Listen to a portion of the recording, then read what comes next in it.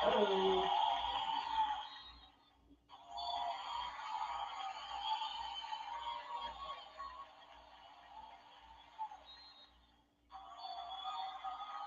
Hold the curtain. Hold the curtain.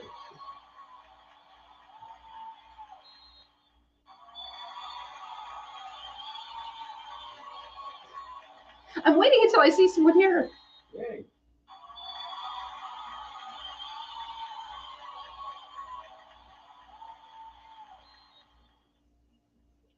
Hi, Peter. Good to see you. Hello, and welcome to the Velveteen Lounge. I didn't see anyone here for a minute. I was like, okay, I did announce this, right? Hi, and hello to everyone watching later. Hi, Mom. Paul will be here shortly. I don't see anyone on YouTube yet. Oh, here we go, Lisa. Hi, Lisa. Good to see you. Okay, YouTube is here too. Hello. Paul is here. He'll be here shortly. But clearly he's having some sort of disaster in the next room, as you can tell from the sound effects. How is everyone this evening?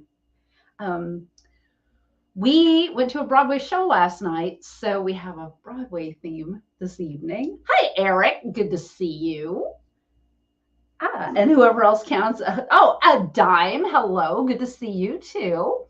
As I was just saying, oh, Julie, hi. Good to see you. Yay. We went to a Broadway show last night. We saw Kimberly Akimbo, which won a bunch of Tony Awards last year, including Best Actress and Best Supporting Actress, and they were both amazing. And I think it won Best Musical too, but it was great. It was really, really great. And I was inspired to do a Broadway theme tonight. Oh, hi, Gerroor. Good to see you. Eric says, Happy Pillow Day. Hello. Is it really Pillow Day? And what does that mean? Anyway, inquiring minds want to know. Yay! Okay, good. People are talking. Cool. Oh, thank you, Gerroor. Gerroor says the Velveteen Lounge has style for miles. I appreciate that. Thank you. Oh, yay. Okay, good. Oh, I'm going to Hairspray next month in Vancouver. Fun. I love Hairspray. Right. Awesome. Did it. Oh, Lisa's trying to type a message, and Josie insists on helping. I love it. Paul's here with the ice. Ooh, The ice. look at your shirt. Snazzo, snazzo. I I wore this know. one in a very long time, and I think Jazz. best thing I had that was really fitting sort of a showbiz, if not specifically Broadway theme. Oh, Whereas time, this yes. one looks like she's ready for a cocktail party. Oh, back thank here. you. The cut of this dress reminds me of Feud. Is anyone watching Feud? Now you're Capote talking. versus the Swans. Yeah, right. The cut of this dress reminds me of that show. Cut your jib. Hi, Errol. Good to see you. Oh, Josie's playing the part of autocorrect. I love it. Oh, who would be up for seeing Tommy on Broadway? Oh, Peter, I would love to. We saw it the first time. Saw it back The first time it came around, we saw it. So yeah, I would love to see it again. And Spamalot's back too. Spamalot is All these shows that we saw like 20 years ago are back. literally So- just past that theater this morning as I was making Yeah. my way back to work. I was like, oh, Spamalot Theater. There we go. We spent the night in the city last night. So, Yeah, we're going to be trucking home on the late show. Yep. Forget that. Because I had to get to an office. So, you might as well. You might as well. I forgot something. We were back because. He didn't stay long, did he? Yeah, stay long, get it. So we have a number of cocktails. Paul had a completely different source for his cocktails than I had, but I'm taking mine from, since we're doing Broadway, the Sardi's Bar Guide. We've used the Sardi's Bar Guide on here before. This was the first bar guide I ever bought. When I still lived with a bunch of roommates and everything. But yeah, I love it. You can tell we've used it so much the back cover has fallen off. Oh, and look too, there's like a slice out of the front cover. But anyway, let's see. Oh, it's Pillow Day because I said so. Oh, okay. Eric has declared it Pillow Day. All right. I urge all of you to appreciate your pillows. Paul does not appreciate his pillows. No, I don't. I need a new pillow. And I really, I was just sleeping on 2 different pillows last night because you sleep in a hotel, that's your chance I to was going try to new ask pillows. you how you liked the pillows last night. One of them was too squishy and it was just like meh. And the other one was kind of too firm. I'm like, I really need something else. Yours is actually pretty good. And there's ones that are basically sort of a honeycomb rubbery thing inside, which has like very good give without just completely flattening out. That's the problem. If I go like this, it's too bad. Otherwise, I pitch forward and then my breathing's bad. You know, you really got to get the right pillow. A dry tie. I'm Dry curious, tie. Dime. Oh, hello. Wow. Is that a dryer Mai Tai, or is that just like that is a prohibition tie? I have. Oh, I didn't bring the tea. That is one thing I did not bring. Okay. I'm not going to leave him do it right now. No, I know, but I can get it. Okay. But we don't need a whole pot. But I have a low alcohol drink tonight. After my first drink, of course. But yeah. Not to be confused, the pillow day that occurs around the country to use your pillow as a weapon. Oh God, for like pillow fights. I hope. I was about to say. What else? Got it. Pillow fights. Okay. So. Oh, I'm just taking a look at the background doctor. This is awesome. I know. 2 different Gwen Verdons going on. And of course, good, Sweeney. Dime. Thanks. I can't see it too well, but Sweeney Todd is over there. Well, I had to use Broadway cocktail party. Obviously. Broadway, where's the lady? Alfred Apocrypha. Broadway cocktails. I liked writing back of you the Scrabble cover, Sun and Evening. Hello. We just saw within the past year the 50th anniversary of that, which was Hi, Dan. In the fall of '73, and it was a really good reminiscence. It was really awesome. Ooh, okay. Dan says I had a dry tie at Velvet Tango Room in Cleveland. That was among the better Mai Tais I have had. Low alcohol, great. Hello, I like the idea because there's the alcohol-free Mai Tai in the Vicks book, which is like just a lot of juice, and I think you really got to go. You want to balance that a little better. No shade on Vicks; they do their part. They do it very well. They're the origin of the genuine Mai Tai, of course. Yeah. So.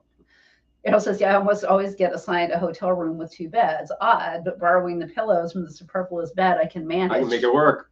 Yes, seriously. I have, the Brady Bunch made them legendary. Okay, Eric's having iced coffee. Cool. Flying feathers, folks. Oh, Lisa likes the backdrop. Thank you, Lisa. Excellent. Appreciate it. I like busting out the shows. You know, we don't really play these too often, but I've been trying to like grab one and throw it on from time to time because this is American music. Well, I've been listening to a lot of shows lately, but I've been listening to a lot of more contemporary fare, yeah, of course. But you'll see the reason for all the Gwen Verdon. There's a third Gwen Verdon record up there that you'll see the reason soon. Well, I remember like the last show we had seen before all of this. In the meantime, last show before lockdown, which was Tootsie, and we had a pass for 2 Broadway tickets. Thank you, Dime. And this in 2018, and we didn't really know what to see. We didn't know what to see. And finally, it's like we need to use this before it runs out. And then what was playing Tootsie, so we see that, and you know what? That was really great. It was a lot of fun. And then literally months later, there's no Broadway whatsoever. So I was like, wow, I'm glad we got in on that one. Yeah. But I really should pick up the cast album at some point because it was highly entertaining. It was really. I was listening to it the other day. Yeah. On YouTube. Yeah. There are songs like our favorite song we can't actually sing on the air because it's not that kind of show. But I highly recommend you check it out. Okay, well I'll tell you what it's called. You'll figure it out. It's called, if you go to YouTube and look for Tootsie the Musical, there's a song called Jeff Sums It Up. Yes. There you go. See, you can say it out on the cracks air. Me up. It cracked me up. Okay, so I am making something called 44th Street, and this is from the Sardi's Bar Guide. Hello. And Sardi's is on 44th Street. There we go. Hence the name. So anyway, it calls for an ounce of dark rum and an ounce of brandy. We just passed Sardi's last night. We did. Fact. We just passed Sardi's last night and didn't go in. Didn't go in. What the hell's our problem? I know. And it was cold and it was raining. Why didn't we go in? I don't know. Oh, Julie's. Peter's having Bordeaux. Oh, hello. Julie says cheers. Okay, I got it. Great, cheers to Peter. Listen to the 4-room soundtrack. Oh, Combustible Edison. I love Combustible Edison. There we go. They're amazing. Yeah, they're a lot of fun. I just used them on our Christmas selection, 2 years back? I think it was. Yeah, because I just decided, I ran into the track of them doing a Christmas Time Is Here, the Vince Guaraldi, and I said, well, how is this? And I said, it's going on. That's how it is. So if you were not privy to that and you would like to be, I'll put you on the list. Just send us your email. And in December, I will send you the Christmas selection. Half-ounce fresh lemon juice. That is a link to. Yep. And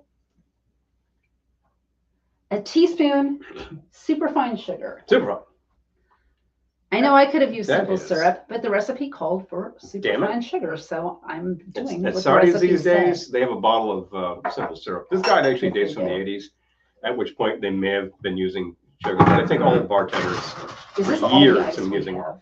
There is some more ice. We also have some really huge cubes if you're really desperate. But No. I can give it a fill. Okay.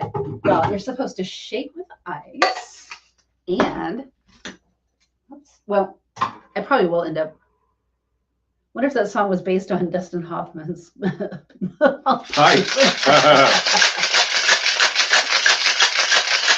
Oh yeah, they do have a Christmas album. It's great. Yep.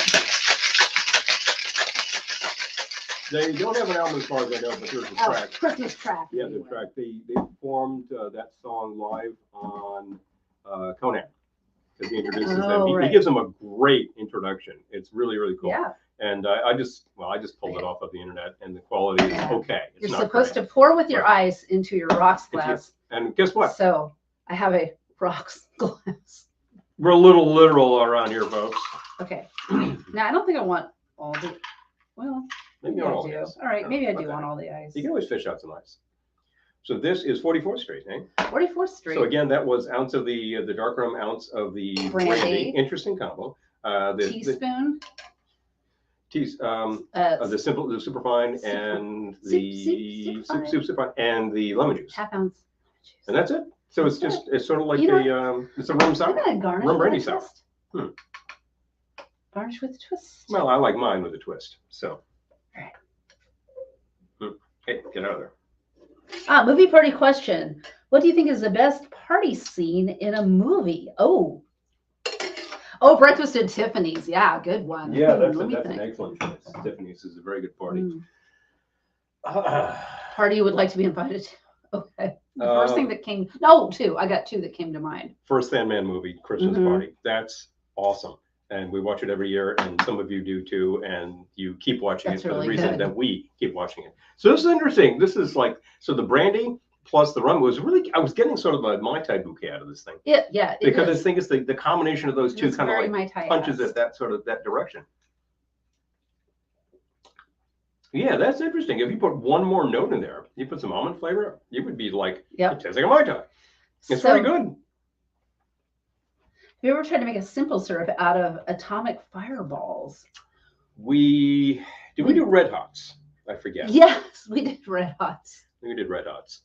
And it ends up super fiery cinnamon. And I'm sure fireballs would do the same and would end up really unnaturally red. Yeah. Because of course they're usually like colored with a colorant. We did the one with the apples. I did. Yes. With apples and the candy syrup. And the little candies. It called for those tiny little Red Hot candies. We couldn't find them, but we found cinnamon candies and they worked just fine. They totally dissolved and it was extremely red. Okay, so for actual fun, the Christmas party in the first Thin Man movie, and then party I would just like to go to for all the drama would be Margot Channing's Welcome Home Party for Bill and All About Eve. Oh yeah, just saw that again recently too. Yeah, that's a good one. Oh boy, what is the actual quote from Margot? Fasten your seatbelts. It's gonna be a bumpy night. It is. Oh yeah, Time Warp is a good one. Well, what about you, Garor? Yeah, what you got? Whip it on us. There's also a great party scene in After the Thin Man. Yes, when they arrive back at their place and they're like, I'm gonna sleep for a week, and they open the doors, and suddenly people are throwing a party for them.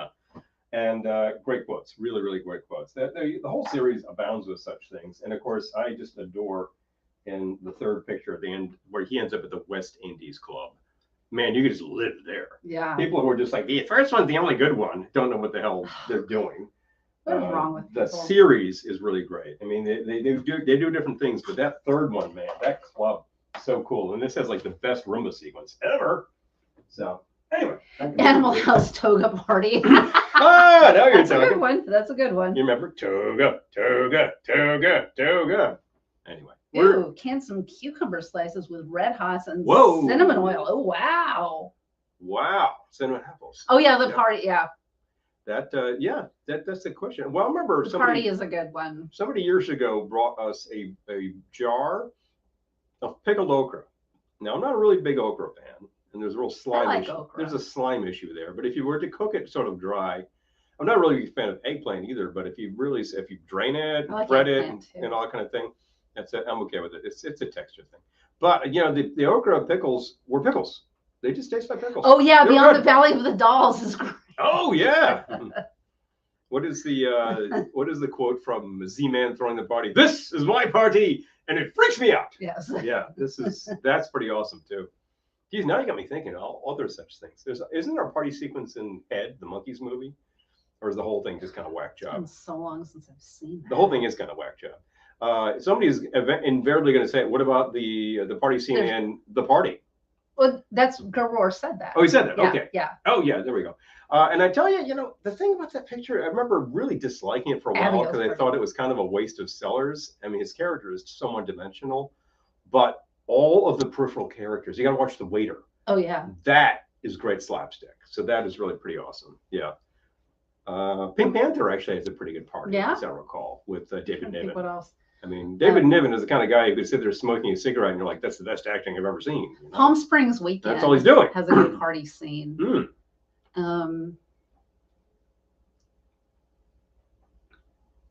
Let's see. Some good ones. The film Bachelor Party is all about a party, but I can't say I would recommend it. I think it's got Tom Hanks. I think I saw it years ago, and it's just one of these things where somebody inevitably is got his head in a trash Errol's can. saying we pickle okra and it cuts the slime. Oh, excellent. Oh, okay. We put up a bunch since we grew about 300 pounds. Oh, boy. Oh, wow. Before we just stopped picking it. Well, it sounds like one of those things where you plant it and it just goes pink nuts. Flamingos. Yeah, yes. Oh boy, there we go. Yeah, there's a fun little picnic party scene. There's the guy with I can't talk about what happens in that scene, but let's just say that the musical accompaniment, I believe, I think it's either Surfin' Bird or the song Pink Champagne. Yeah. Which is who is that again? I just put it on your collection last year. The Tyrones, Pink Champagne. Oh, okay. Great version of the song Wine. Song is basically just wine. But wine, spodioti. So, but yeah, there is no bad version of the song Wine. It says there are party scenes from the TV series Ironside that I thought were cool. Okay. You're reminding me of the bar party scenes in the first and 2 seasons of 5-0. Always have really groovy music, and that is on the soundtrack album. So I would think we were talking about 5-0 recently, the Adventures hit version. The 5-0 actual soundtrack is straight from the series, Mark Stevens, and is really cool. And I believe there's a new LP on it, and you can find it on CD, and you can download it, blah, blah, blah, Spotify it, whatever you got. No matter. It's all good. Oh, and Canon. Canon? Yeah. Oh, yeah, that's a thing. Yeah. Bridesmaids. Yeah. The Bridesmaids party, pre-party. Yeah. Bridesmaids is funny. Anyway, what's in my hand? What's in my hand here? Oh. I don't know. Must rectify that. Well, hi, Amy. Good to see you. I will apologize for being a little late in past few broadcasts. It's been wardrobe issues. This time it was just because this was wardrobe malfunction. This was a disaster. I haven't worn it in so long. It was like wrinkled city. It was terrible. And I got here a little late because I missed my damn connection today. How the hell did I do that? I got the wrong track. You got on the wrong track. And then the thing's pulling in. I'm like, I got to be there. And I gave it a whirl and I just totally failed. So I was like, all right, so I'm going to be an hour late. And then I get supplies to make this work, and I boogied, and I'm searching for things. Anyway, suffice to say, I'm here now, and we're going to make something that I found online by taking a look into Broadway cocktails. The first thing I was thinking of was Laugh-In, yeah, a really, really old classic, which is going to be very good, but it's a tall one. I'm going to make that Laugh-In's regular. Oh, Mad Men, yeah. Regular party sequence in Laugh-In first couple seasons, yeah. Yes, that was a Christmas party, right? On Mad Men with the creme de menthe and the water cooler. Yes. Yeah. Yes, it was. It's like it's what they had. Which is very reminiscent, and I'm sure it's taken from the movie Desk Set with the green stuff in the water cooler. Yep. What else? Desk Set. Great party sequence. Oh yeah, Christmas party. Yes. So many good Christmas parties and movies. I mean, there's that bit where like they're all around, the phone's ringing. He picks it up. He's like, yes, Dime, Pink Panther. He just picks that phone up and says, "They're gone." Boom. It's just a great line. Anyway, so I found something that was one of those drinks that you can get by going to the theater. We saw 2 last night, as a matter of fact, for Kimberly Akimbo. And I should have taken pictures because I forget what was in them. I don't know if I would have made them. The Dirty Deborah had bourbon. Bourbon? That. Yeah. And it tended like peach and something else. Yeah, a grenadine it had. Yeah, it was a very beachy drink. Yeah, I would have soured up a bit, and we can make it good. But I searched and I found that like some of the earlier drinks that were specialty drinks that were made for them. There was one that was made for the show Aladdin, and I thought, oh, and I took a look and said, now that's a genuine cocktail. So let's actually do that. All right. Shall we? Well, I think I need to get the walnut. Oh yeah, which is in here. So I rarely get Schadenfreude. I really don't take pleasure in the misfortune of others. However. But I did the other day. Recently. Because this woman, it was a crowded train, and this woman got on and sat by me and proceeded to have this loud phone conversation on speakerphone. So, like, everyone's hearing her and they're hearing the other person, and it's just deafening. And she was on the wrong train. And she had to go all the way to Route 17 and cross over and wait to come back, which probably took her hours. Yes. So, yeah. All right. Oh my God, Peter. How about a creme de menthe challenge at Ohana this year? Oh, oh, you could do like a Christmas party room and have a creme de menthe challenge. Yeah. Everyone would be like throwing up green after. Yeah, instant karma's gonna get you. Exactly. Not pretty. Instant karma got her. Can knock her off your feet. Oh my God. Yeah. Dime says I hate when people are inconsiderate like that.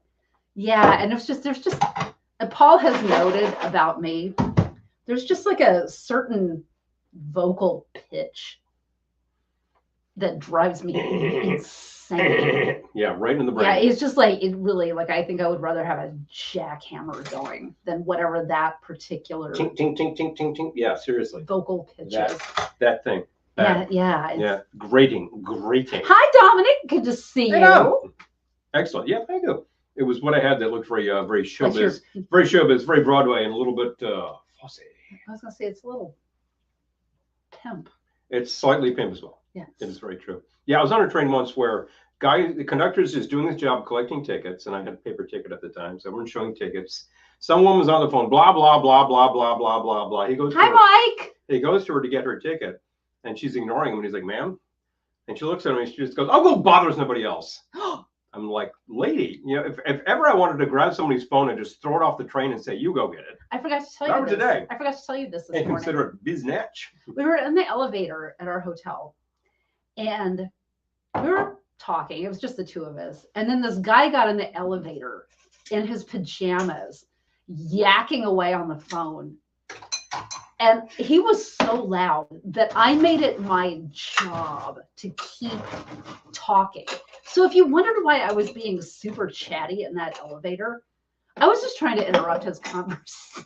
Good. I was like, what a jerk. Oh my God. Blah, blah, blah, blah, blah. What is with me? I swear. Anyway, inconsiderate boobs. Oh, hi, Susan. Good to see you. Eric says Pittsburgh had a mayor named Sophie Maslow that has a vocal style that matches your description. I would just literally rather stand there and listen to Jack. Sort of a nanny voice. And after all, no, but I love Fran Drescher. But we can bear in mind that Fran, of course, is currently the president of SAG-AFTRA. So Peter. Obviously, it got her places. We were talking about Graham Parsons' death. Oh, yes. And then this woman who got in, she was just like, she was listening. She's like, you guys are having the best conversation. I'm sorry to eavesdrop. Well, just talking about the disappearing bodies, and I'm like, he died very suddenly, very young. How he got his pajamas. And then somebody stole his body, and I'm not sure they ever found the body. So one of those Hi, things. Jenny. Good to see you. Bingo. Yeah, it was so obnoxious. I was like, I'm gonna keep talking, even if I'm like, da da da da da, blah blah blah, just to bug him. Seriously. Sorry.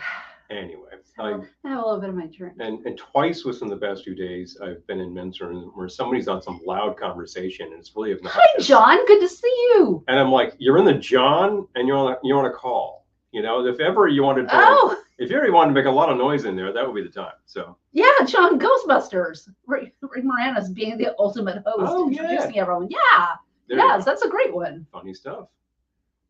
SHX talk show. Huh? Okay. Yeah, funny stuff. Hello.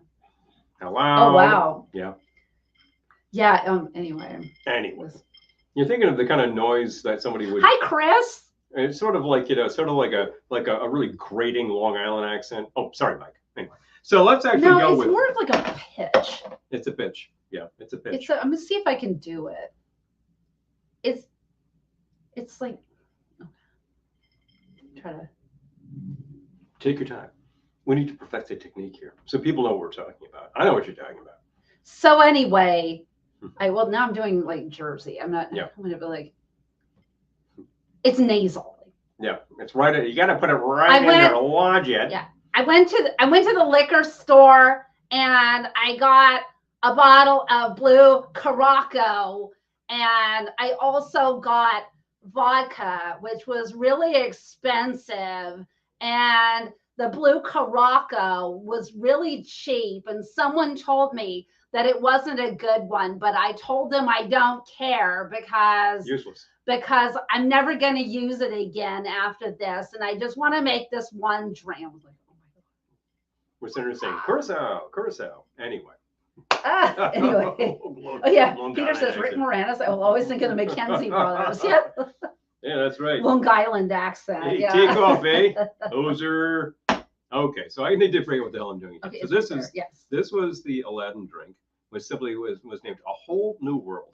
And I took a look at this and said, this is pretty good. Now, it calls for 2 dashes of cinnamon fig bitters, which I was sure that we had cinnamon bitters, and we apparently used them up. And we did not have fig bitters, but we have figs. So I said, all right, guess what? Making a sound. I happen to have a tiny little bottle of the remaining stock of the rye, which is what we need for this. And I threw in a tiny bit of cinnamon. So you don't need this? I don't need that. Thank you. All right. A tiny bit of the cinnamon, and then a fig. I cut up a fig. So I've just been like infusing that, and that will give me that flavor. And boom, boom, boom, boom, boom. 2 ounces of rye. You can use any reputable rye. I know Dana watching this that uses some nice rye. Oh, I got the figs in there. Good. And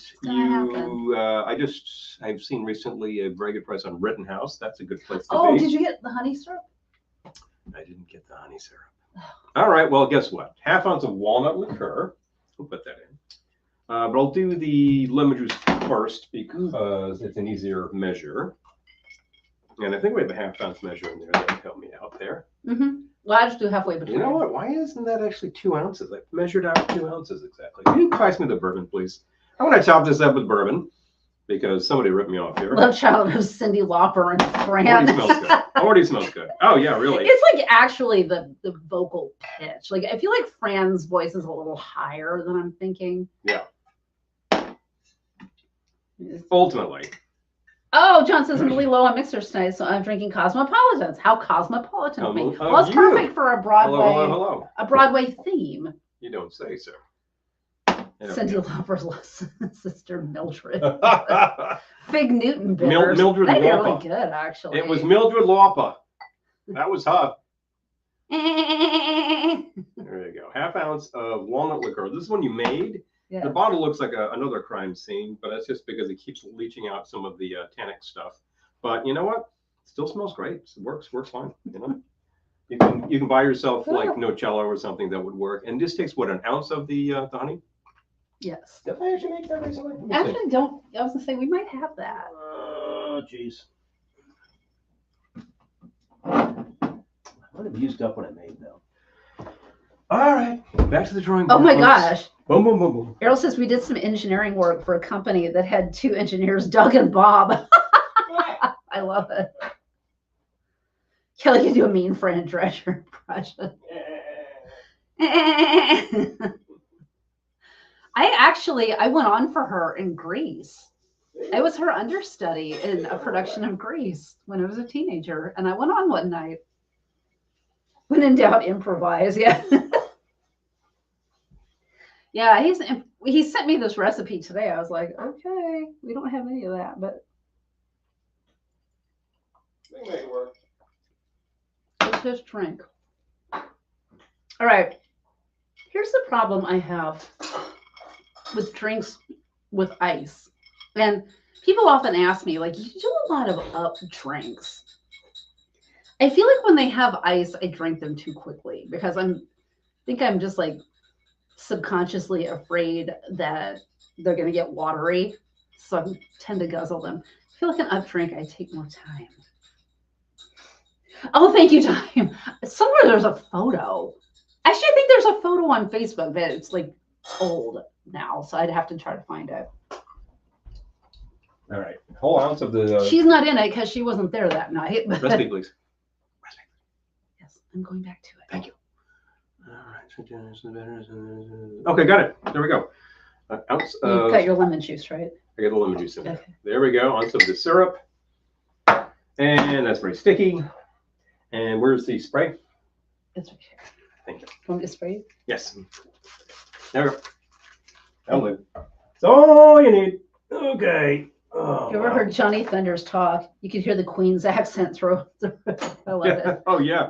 Yeah, there's Lisa's back. yeah, there's a live album of the Heartbreakers in 1979 at Max's where they were just trying to make some bucks.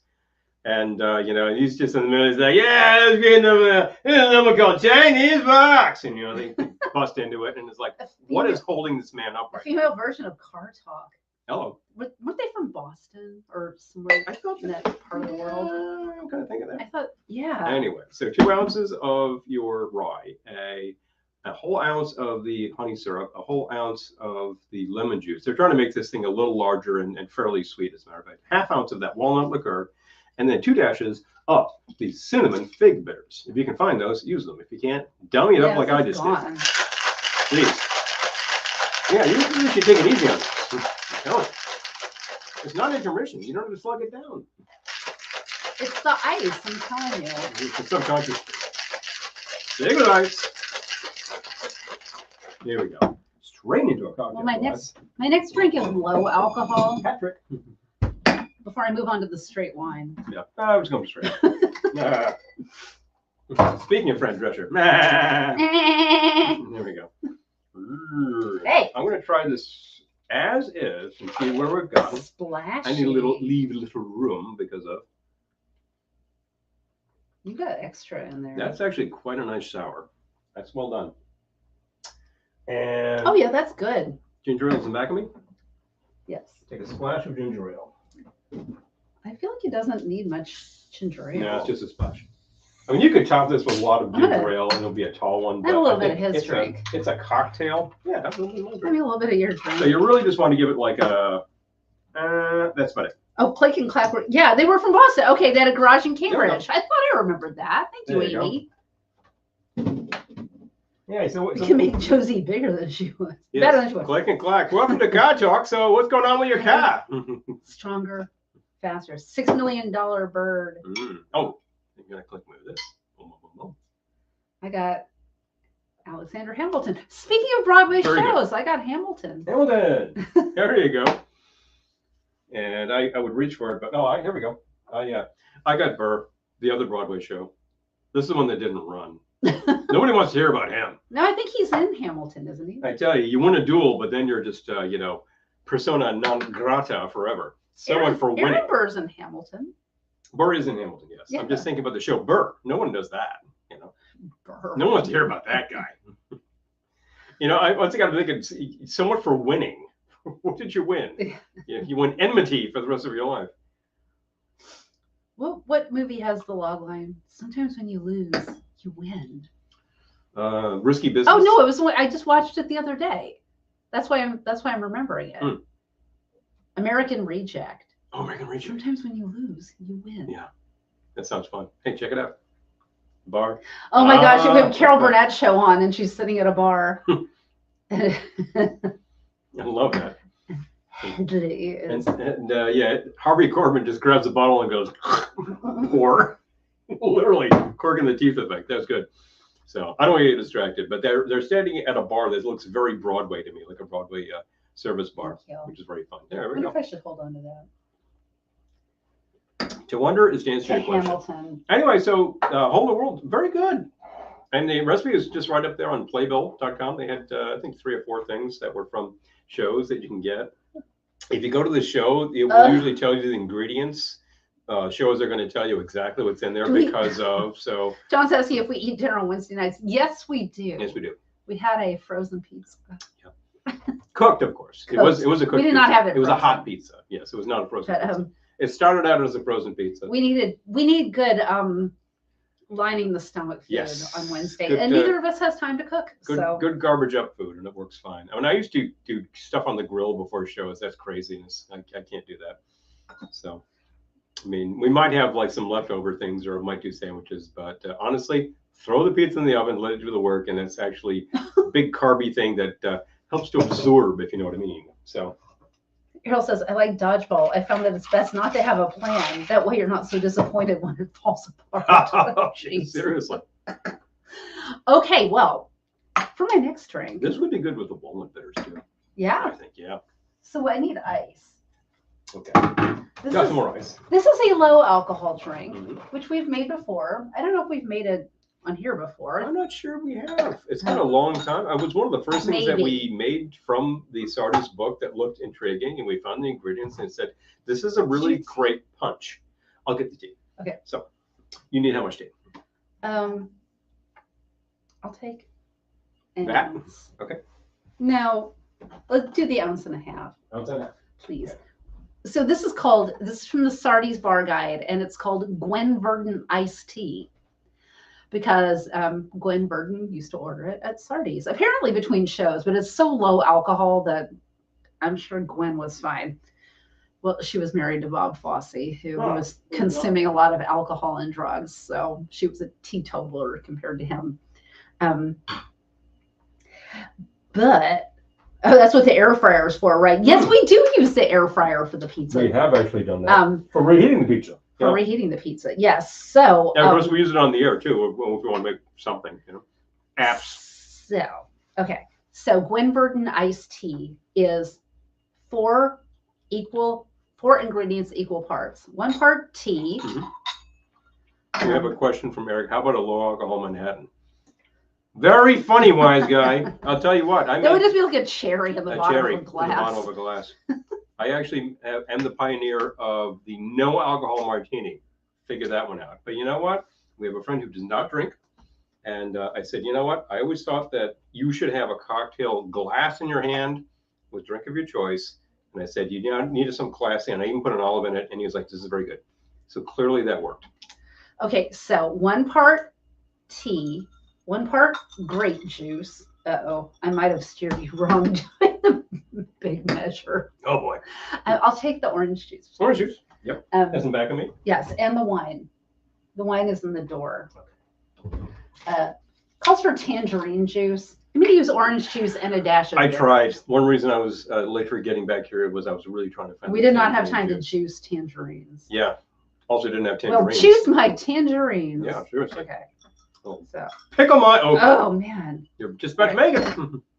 You want to do it? I still need the wine. I'm gonna kind of take that myself. Wine, the question. Wine. I always remember that, Amy. Yeah. There's the answer to the question. Yes. And the guy's in the Aaron Burr Museum, and you're like, yes. Yes. No, I do remember that, Amy. Pretty hilarious, actually. Oh, Pilsner and tea. Oh, interesting. Okay. Pilsner and tea. That's a good idea. I would try that. I would try that. I've heard of lager and lime, which is usually roses, and it's very sweet, but it's good.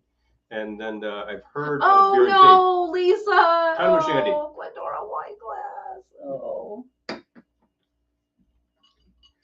Oh, Josie. Oh, no way. Happens. It happens. Okay, so the wine. And the wine. It's in the door of the fridge. Door of the fridge. Yes. Do I need a fancy opener? Oh no, I don't. This is full-on screw cap. I would say if you're making a punch like this, get cheap white wine.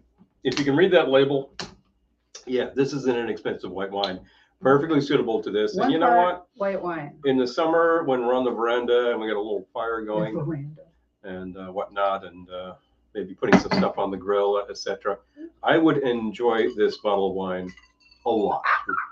Wow, I just made it. Ooh, so Look at that. See, the Glenny wine glass has capacity. As a matter of fact, it has You put this back 3 in the ounces worth of fridge. capacity. Thank you. I'm just going to sample some of this and see where we're at. Thinking wine tonight. Simple. Yeah, there you go. There you go. We go orange liqueur and tea That's myself. That would be perfectly great. Yeah. Okay, so since it called for tangerine, I am going to use a little bit of orange bitters. And then I'm going to get a straw because, thank you. Well, is that straw too big? Kind of big. All right. Maybe one of the other straws.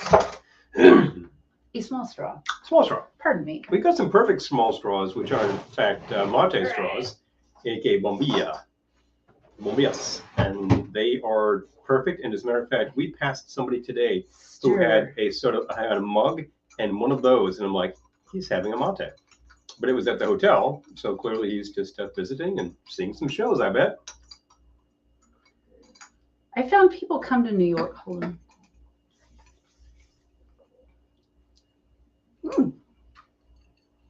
It's refreshing. There we go. I'm definitely getting the grape juice. It doesn't taste like iced tea. Yeah. And I think you might want to gauge the proportions on that a little more carefully. Did you put the orange bitters in? I think that might help Yeah, I did. the situation. Right. You did? Yep. Okay. Orange liqueur in tea. Oh. Ooh, that's a good idea. That's totally doable. Mm. It's like a little bit of brandy in your tea. Really. Little Penguin. Yeah, I had a Little Penguin. Yeah. And it's a fun label. Little Penguin. Awesome.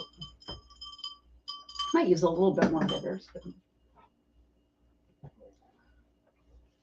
Oh, yeah. A Vino Verde, which has a slight effervescence. Nice. I asked him to get bubbles, which I'm so tempted to open. We just had bubbles last night. No, we had them. Yes, they were good too. That was after the show. Before the show, it was Manhattans and beer. And this one knows how to pack the accoutrements when you and how to stock a hotel room. She actually, we picked up food and we had the floor picnic. Actually, it wasn't a floor picnic. Not sitting on a hotel room floor. floor. A hotel room floor. Shudder. Desk picnic. This was not the Ritz. Yeah, seriously. But people call it that. But hilarious stuff, and we enjoyed it, and it was very good. And I brought along some dum-dums for dessert. But we didn't end up having those. Although I think we had, on the way back, we actually stopped at Carlo's and got a couple of cannoli. Oh, did you bring them? Son of a, they're at work still. Where? No, they're in the fridge. They're not going to get thrown out, are they? I'll call my assistant tomorrow and see if I can get a note put on there. Yeah, they might. I do not want my cannoli thrown out. Actually, there's only one, so it's a cannolo. That would upset me. Yeah, it would be upsetting. Dang it! I forgot to leave a note, and then I had to boogie really quick. And then you missed your train anyway. And yeah, seriously. Wah, wah, wah. Cheap white wine. Oh, Jenny, we have these Glendora wine glasses. They're not on our website because the shipping is so wonky. It wants to charge people like $20 for shipping. It's stupid. So if you're interested, if you order, this is what they look like. Yeah, if you order a pair of these guys right here, we can pack it up, get a quote to you that's more realistic, and then we go from there. Yeah. So glass is heavy. It's hard to, it's bulky. You got to put it in a big box. Marty. Honestly, the best deal is to see us in person. But if you're not about to do that, then we can figure out the shipping. Yeah. Because we'd love to get them to you. Just Velveteen Lounge Kelly at gmail.com or Velveteen Lounge NY at gmail.com. Yeah, just let us know and we can get you a quote if you're interested. Yeah, Marty says, hello, Dolly. Hello. Hello, Dolly. Leave the gun, take the cannoli. Take the cannoli. Yes. Take the cannoli. You don't need the gun. You need the cannoli. Oh, that's very good. Cheap white wine. I say T-Bird, Peter. Well, it is a white wine base. It is very true. I think it's also, I believe it's also a lighter fluid base. That's the flavor I always got out of T-Bird. Mad Dog. Mad Dog.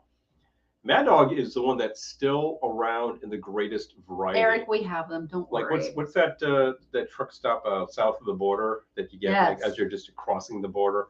And well, into like South Carolina. Yeah, South Carolina anyway. And you see pictures of just like these pallets of MD, just huge amounts of MD in all of the colors. There's that like very grapey color. There's that fluorescent green, and there's that blue, which I'm sure is Mai Tai flavor. And good grief, it's Mad Dog. No, it's probably blue raspberry. Blue raspberry. Oh man. Shudder. I did shudder. That was a legit shudder. But Peter, you really have to pioneer the bum wine challenge, because I'm not going to go there, but I believe that you have the chops to get that thing.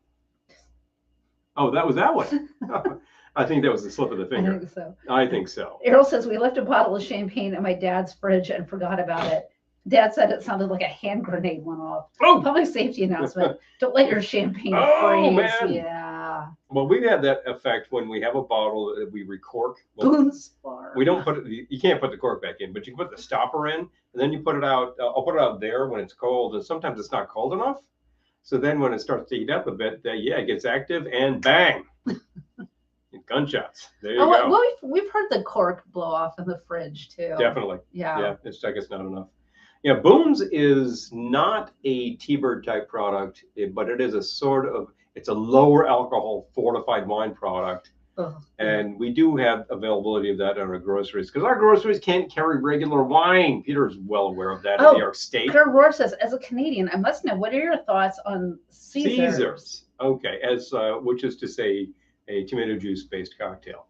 Okay. Yeah, I don't like tomato juice. Yeah, so you would say no. So like, because you just don't like the flavor profile. Yeah, so I'm kind of like, I'm not a good person to ask, because I just don't like any tomato juice at all. And I'm not normally a fan of them, but there was a point where we were at like one of these conventions, and there was a lot of Bloody Mary mix going around. And at one point, somebody just hands me a bottle and says, "Here." And I'm like, okay, I can get rid of that. So I actually found it was the morning, and I found a bunch of people who were very happy with one. I said, screw it. I poured one myself and put in the celery salt and all that kind of thing. It's clam juice. And Clamato. There you go. And, clam tomato juice. Okay. Yeah, Clamato. Yeah, I wouldn't like that because of the tomato. Yeah. But so I tried one, and I'm like, this is good. I was actually pretty happy with it. I thought the balance was good. There was a ton of spice in it. I think you really got to like fresh ground pepper, like lots of grinds of pepper. If you can get like a couple of clams on a stick kind of thing, it works. If you can get half a chicken on a skewer, well, I'm not going to do that. Dominic is saying, some do. Every year in October, there's a Leominster, Massachusetts cannoli festival. Oh, great time if you like standing in line. Little old Italian ladies in food trucks making cannoli. Cannoli, baby. That'd be worth it. Oh, that's that'd fun. Be worth it. Yeah. I like the sound of that. Yeah, no, I can't, Amy. Yeah. Yeah, some people just can't do the tomato, and I say I don't reach for them. And if it's brunch, I'm going with the bubbles, and you can probably hold the orange juice, to tell you the truth. I'm okay with the mimosa. I like a mimosa a bit. Two at the most. But honestly, like straight bubbles, I could just mainline that for a while at brunch. Yeah, that's fine. And if you want to throw in just like a little bit of some brandy, 75 it, don't criticize it. I'm good with that. Yeah, that's kind of great. However, having made more than one of these things for people, and having made one for myself on one of our live Saturday broadcasts, that was a brunch broadcast, I thought, it's really not bad. It's not a bad drink. You really have to be able to stand the tomato. If you can't take the base, forget it. Because all the booze, it's vodka. You're not going to taste any of the booze in there. Can't do it. So it's very well disguised. But I do like the idea of the celery stalk in there, the celery salt. All the stuff you put in, you got to have Tabasco or hot sauce of your choice, et cetera, et cetera. There's all sorts of like ridiculous things you can do with this, pretty flexible. At the end of the day, what are we talking? It's brunch on a Saturday. It's a hangover drink. Yes, no question. And all of that, nutrition from the tomato, probably a good idea. So, but if you don't like tomato, forget it. Mink stole. The cat. Okay, yeah, I love it. His name is Taffy Davenport. I love that. Now you're talking. And actually, in terms of the Clamato, yes, breakfast gin. I would do Clamato. I actually like the clam juice. We've used it in cocktails. We used one to make the clamdini when the clams played. Yes. And drummer Paul actually thought it was good, so I was like, I'm onto something over here. Refills, please. Oh, that's a pretty substantial refill. Yeah, that's a big Oh. drink. Bit of a topper. And away we go. As I'm about to move on to number 2, Oh, but Harvey I and can Walter. have to wait for a love second. it. Walter. God's going to get you, Walter. Harvey and Walter. I love it. I love it when people give their pets human names. Yes. Yeah, there's a thing. You can call him Miffy, Muffy, Mr. McBarkerson, but you can also simply call him Walt. What the heck? I feel like Mr. McBarkerson should have a first name. Yeah. He sounds like Reginald. He sounds like he's the brother of McGruff the crime dog, you know. Reginald McBarkerson. So of course, walks around in a trench coat, and he's basically the canine Columbo. They're just tracking him down and finding the creeps who are doing that sort of thing. Reginald Archibald McBarkerson. McBarkerson. There you go. He should walk around with a cigarette on a holder. Yes, no, there we go. You know, that kind of thing. Reginald Archibald DeWitt. McBarkerson. Doesn't keep adding names. Now we're talking. We're back to All About Eve. Boom, boom, boom. Oh, done. Yeah, we can probably arrange that. I'll give it a whirl. We could bring that small bottle of clam juice. Oh, nice to see you, Garor. Enjoy your awesome. sushi. Please, Yes. absolutely, take care of that. We could bring that small bottle of clam juice. It's shelf stable. I think it was in fact gin. And one thing that was really key, you had to get it really, really cold. But that's key for any martini. And I've had a martini in Cancun. We have been there a number of times. That's actually where Christy and Jeff are right now. Oh, envy. And one thing about having just an up drink like that in Cancun is you really need that cocktail glass that has no stem and a bed of ice. Because it's just going to sweat the whole time and get warm. And you don't want a warm martini. Oh, man, that's worse than warm lager. That's really, really, really dire. There's a dog kennel in Oklahoma called Barkingham Palace. Barkingham. That reminds me of who's the band with Sir Lord Rockingham? Oh, yeah, Amy would know because I said this on a broadcast and she came back with a name just like that. I forget who that was, but I looked them up and they're pretty hilarious actually. They're very like imitation upper crusty 18th century. It's all being put on, but they're pretty funny, as a matter of fact. But yeah, good stuff. And the thing is, this one was fairly easy to make. It had like one. Oh, Amy, thank you. Oh, thank you. Oh, much appreciated. Aw, definitely. Thank you. But I could definitely move on to that thing. That's just a punch. And see, I feel like I would want some of the upper crust. The upper crust. The upper. Speaking of upper, want some wine. I think I even said upper crusty. Jeez, forgetting that. But yeah, they're pretty funny. And when we're driving north up 91, of course, you're in Vermont. And you pass Rockingham. There's Rockingham. Literally past Rockingham. All I can think of is Rockingham. Oh yeah, but I was thinking, sushi does sound great, right? We had it last night. We did, it is a good but idea. it sounds great tonight Go too. get it. Go. Yeah. But when we're driving north on the New York State Thruway, there's also New Baltimore. Every time I see New Baltimore, I call it Sir Lord Baltimore. Different rocking band. I believe they were from Brooklyn. And Peter, are you listening? I think you should check out Lord Baltimore if you haven't. The Sir Lord Baltimore Travel Plaza. They're kind of the originators of what we would call stoner rock. It's very slow and sludgy, and their singer is terrible, and they're just really, really stupid heavy. I thought that wasn't Grateful Dead. No, those are just stoners. I'm thinking of stoner rock is more like Hawkwind. I don't think it's fair to call Grateful Dead just stoners because they've been mighty successful for just stoners. Still playing after 60 years. That's the thing. Right? How many just stoners do you know who are raking in that kind of I'm just saying that you wouldn't call that stoner rock. It's just laid back rock. Peter's going to check it out. Yeah, Sir Lord Baltimore. I think they had 2 albums on Mercury around 1970, 71, that era. And they're the kind of band you would see opening up for like Black Sabbath. And it was just like, it's a whole evening of doom metal, just like this really sludgy stuff. Rocklahoma. Oh my gosh. Hilarious. Rocklahoma.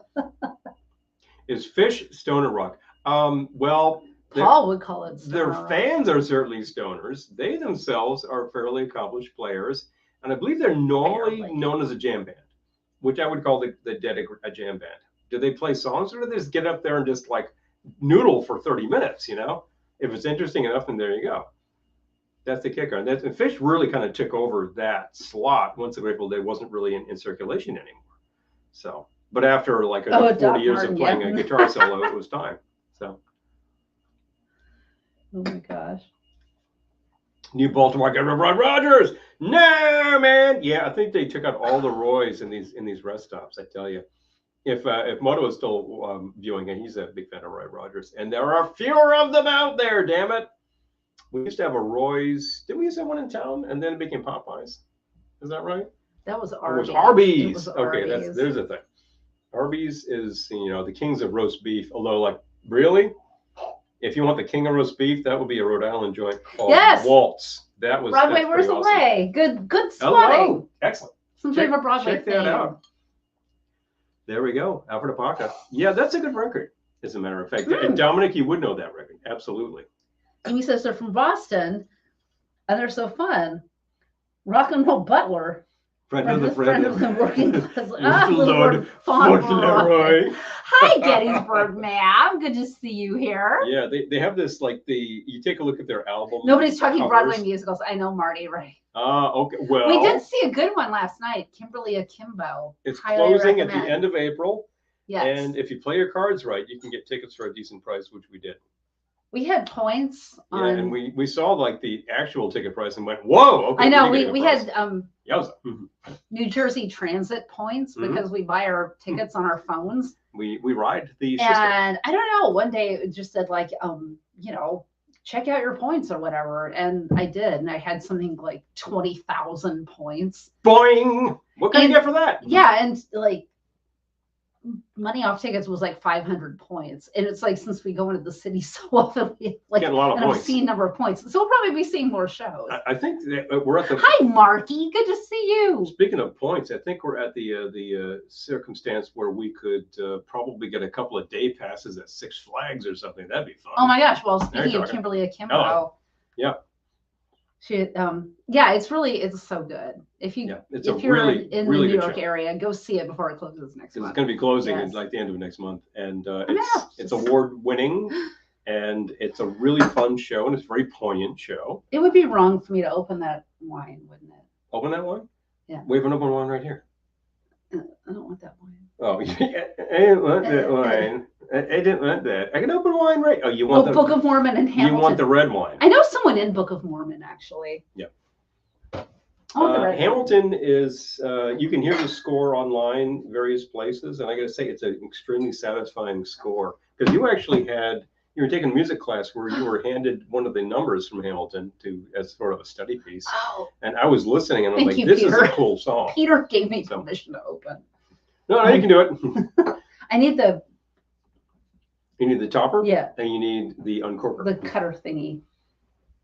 Elevator down. I'm sure there's a name for it, but I call it the cutter. Foil cutter. Foil cutter.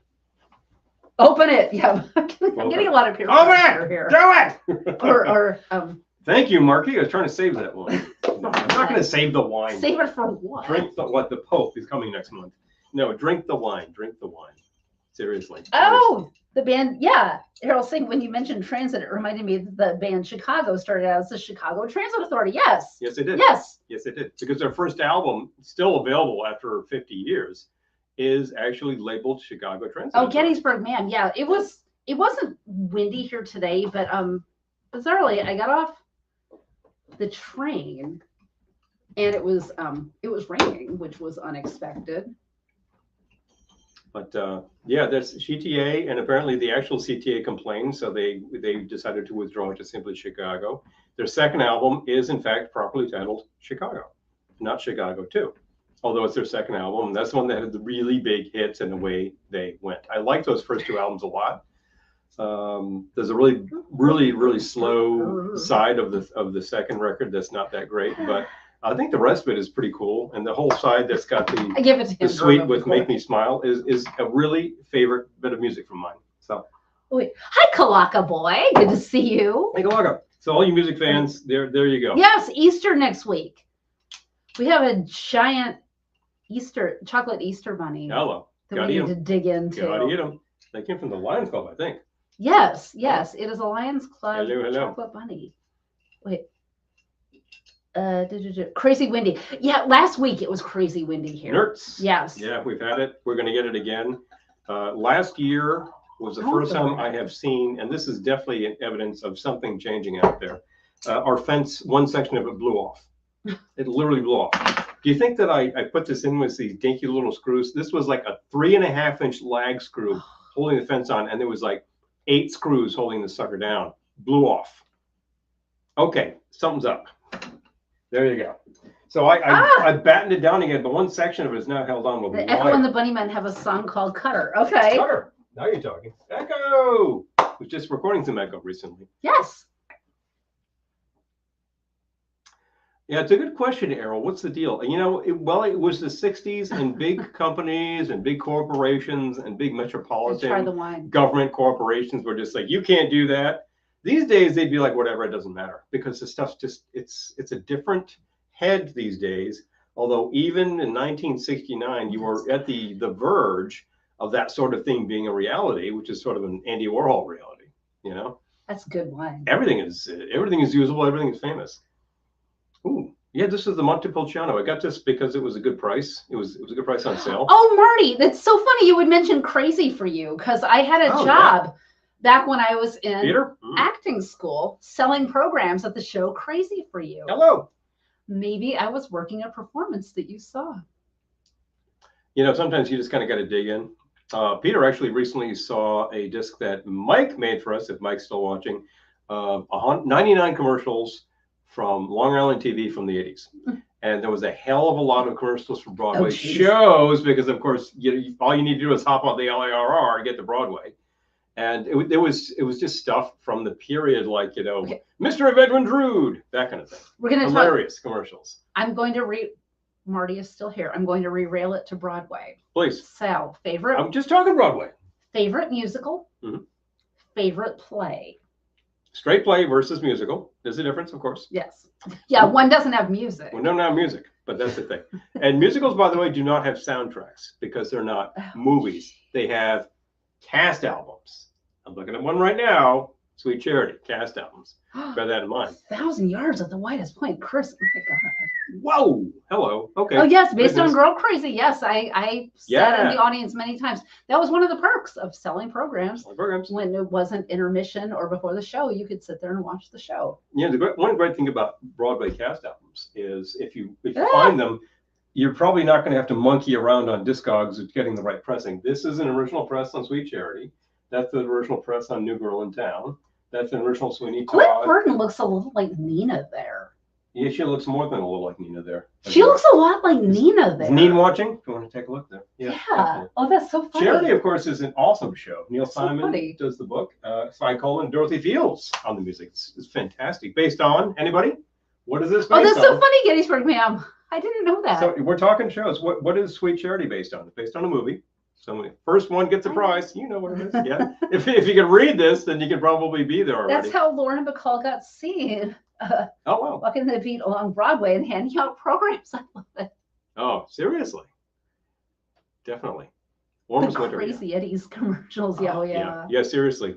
I just you were by after like it was a little shindig in December, and I remember like you came back and I said, yeah, let's drop this in, and there's I think 2 or 3 of the Eddies with I think it's Jerry, what's his face, who was actually basically playing the Eddie spokesman, and it's a classic. It's a real classic. And then of course we had the discussion of whatever happened to Eddie Antar. Well, he started off to Israel for a while until the extradited his took us, and then he got thrown in the bogey. That was fraud. That was the reason. Anyway. Oh yeah, her Harper's Bazaar cover. Yep. Oh, Harper's Bazaar cover. What? All right. Lauren, we're talking about Lauren Bacall. Oh, did she actually? She does some Harper's. Hello, is Joe watching? Oh, well, he's a big Harper's fan. She, of course, Lauren Bacall was in a Broadway show. Which was it, and what is it based on? Hello, second musical trivia. I do not have an answer for the first question. The first question is Sweet Charity, based on a movie. What's the movie? The movie is not a musical. The musical actually follows the action of the movie in a generalized sense, and itself made an excellent musical motion picture a few years later, which of course really bombed at the box office, and everyone thought Bob Fosse was dead in the water. But damn it, now we watch Sweet Charity the movie, and we're like, this is the most awesome thing you've ever seen. Oh my God. That is a party scene. Party scenes. There you go. That is a good party scene. The party scene in Sweet Charity not here anymore, but, with the whole rich man's frug is awesome. Just one crazy, crazy bit. But the party scene in the picture that's based on is good too. Applause! Applause! Applause! Applause for ma'am. Applause for ma'am. Yes. Applause based on the movie. Somebody knows. I'll give you a second, but then this one can answer. People will still perform the frug, yeah. So that's the thing. It's like, I think it was not a successful picture only in like 1969, but subsequently it's like this thing is a huge rental because people like will look at this and say, why wasn't this? And I think it's Hollywood is stupid. That's I actually have, oh, you can't see it. I have Two's Company over here.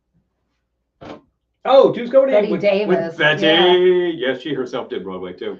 Nina met Shirley MacLaine at a gas station. What?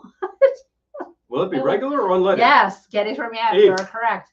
We were talking all about Eve 2 earlier this evening. Didn't want to give it away, but we were in fact. And there we go. That's very Some good. burlesque show did Rich Man's Frug. I love it. It's great stripper music.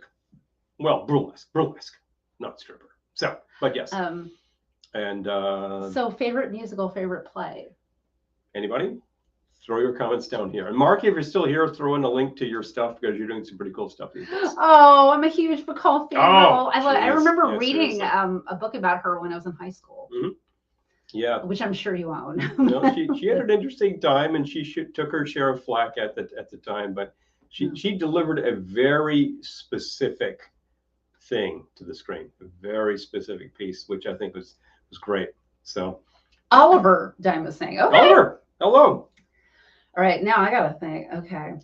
You're thinking yourself. I can think of things. Sweet Charity is definitely top 10 for me. I love Sweet Charity. Yeah, I would put that on like anytime. Mame, I love. Eric is Anti-Mame, the play. Anti-Mame, the play. There you go. You could do Mame and Anti-Mame. There you go. Yeah, you said. Both good.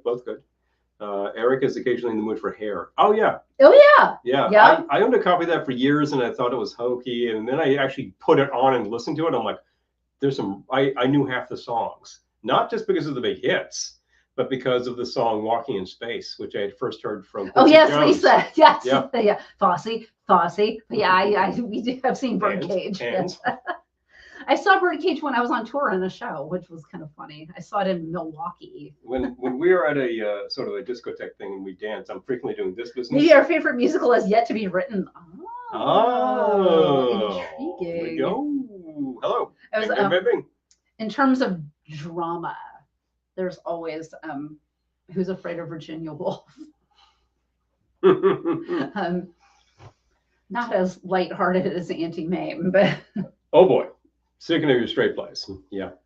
Dan may be referring to a gag I made last night. Oh my God, Kalaka Boys, South Coast Repertory. When I lived in California, yes, I went to Newport Harbor High. I don't know if you know that, but I went to Newport Harbor High, and yeah, I remember getting to see shows free there because it was in drama. So it was like, if you that was a perk. Want to go get extra credit, you can go see plays there. I'm like, yes, please. I'll take the extra credit and see some plays. Yeah.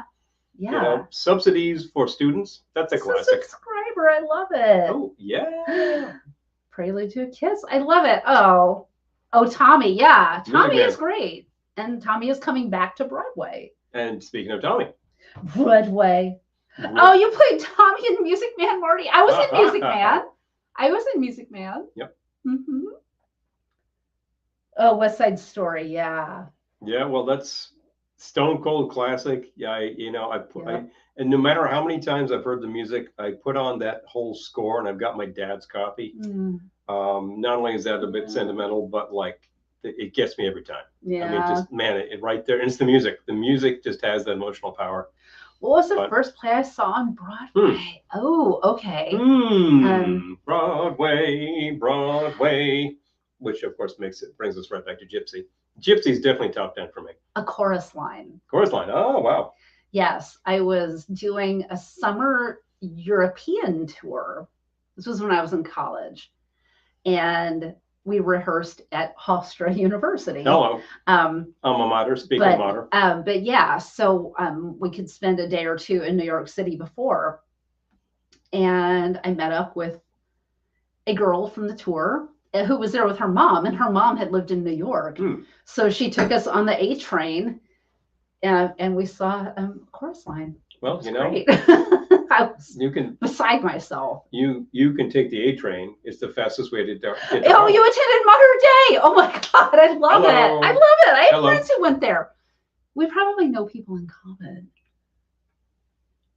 Oh, that's so funny. Small world. Hey, you know, it's you start talking about things. Peter, I forget you're on Facebook. Yeah, people are talking about Oliver on YouTube. Yes, people definitely do remember Oliver. People are loving Oliver. No, yes, it was a huge hit, and then it was a big hit movie. So, and it also brought. We were just watching this thing about the Croft brothers. It brought Jack Wilde to their attention. They said, "We want that kid for Puff and Stuff," and that's where they got him.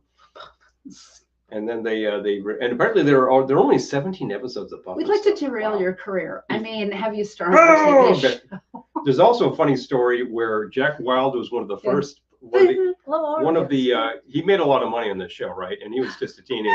He was one of the early purchasers of like a Model 1 Moog synth, and he had the thing. And after a while, he was just like, I don't know what to do with this. So I believe he sold that to Keith Emerson. Of course, Line was Lisa's first Broadway show. Oh, there we go. Wow. We saw tours when I still lived in California. We saw the tour of 42nd Street. I saw a number of touring things at a local theater. Oh, the Fantastics. In Matunic, Rhode Island, as a matter of fact. So Lisa was watching Puff and Stuff today. There you go. I love it. Oh, Puff and Stuff's still a classic. It's wacky, but it does what it does. The Fantastics. Fantastics. Oh, wow. So which ran forever off Broadway. It was still running when we got to New York and ran for like I think another decade. I think it only finally conked around 1999 or something. Hold on, I'm gonna look her up. Hold on one second.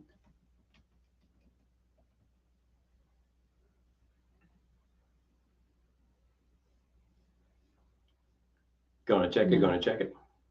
I need to actually make a thing anyway. Here we are. Oh, like an hour and 10 in. I don't even know my second drink. Here we go. All right. Sorry, I gotta. Please take care of business. Yeah. Okay. Okay. So, glass, but I'll go with speaking of the Fantastics, so the young girl who was the original lead in the original Louisa in the Fantastics, which opened, God, what, in the 60s? 1959. 1959. Mm-hmm. Was she the original one? Okay, hold on. Are you excited for the Two Wicked films? Yes. Hello. Yes. Hello. I am excited. Real stuff. Okay, yeah, try to remember. Okay, hold on. Mm-hmm. I'm trying. I need to see if she was in the original cast. Original thing. Yeah. I have a point, I promise. No, seriously, take it on. No, I'm quoting Legally Blonde. I have a point, I promise. I have a point, I promise. Okay.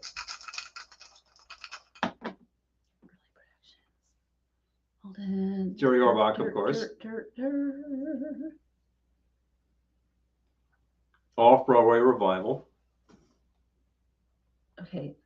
Casts. Here we go. Okay.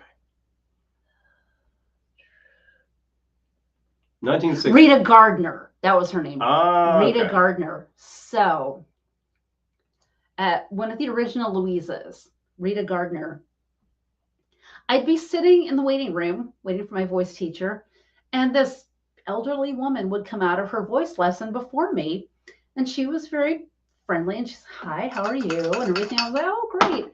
And then my voice teacher would take me back and he'd be like, you know who that was? I'd be like, no. No. He's like, that's Rita Gardner from the Fantastics. Still taking voice lessons until the day she died. Yep. You know? And she died like probably a week after I saw her. Wow. Yeah. Okay. Yeah. And because I would see her every week, you know? Yeah. Anyway, I love that she never stopped. I love that she never stopped. You never stop working the voice and working the craft. Wait, who sold what to Rick? Wait, what? Hold on. Wait a minute. I was sure it was. Hold on.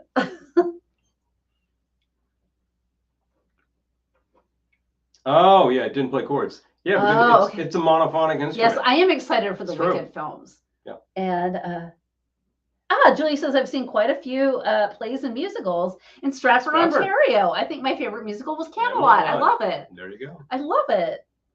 Well, I feel like the show Camelot is way better than the movie. The movie was made like 7 years later, probably a lot later than it should have been. And the funny thing is, in a similar time period, you had the musical for How to Succeed in Business was made much later, but that still succeeds. It was still that period. It still worked. If they'd made it a few years later, who knows? Whereas the movie for Hair was made 10 years after, and it's like that was also kind of late for the period. I saw Godspell at my high school before I was in high school. And I was just like, wow. Pretty fun. In terms of Gettysburg Mam's first show was Lion King, 97. I love it. I'm trying to think of the first thing I saw on Broadway that was a play. It might have been with you. I really didn't see Lisa's a fantastic stuff on Broadway at the time because, well, there was a price issue. But I certainly seen plays and musicals well before then. Saw things in college. Do you remember the Moog movie?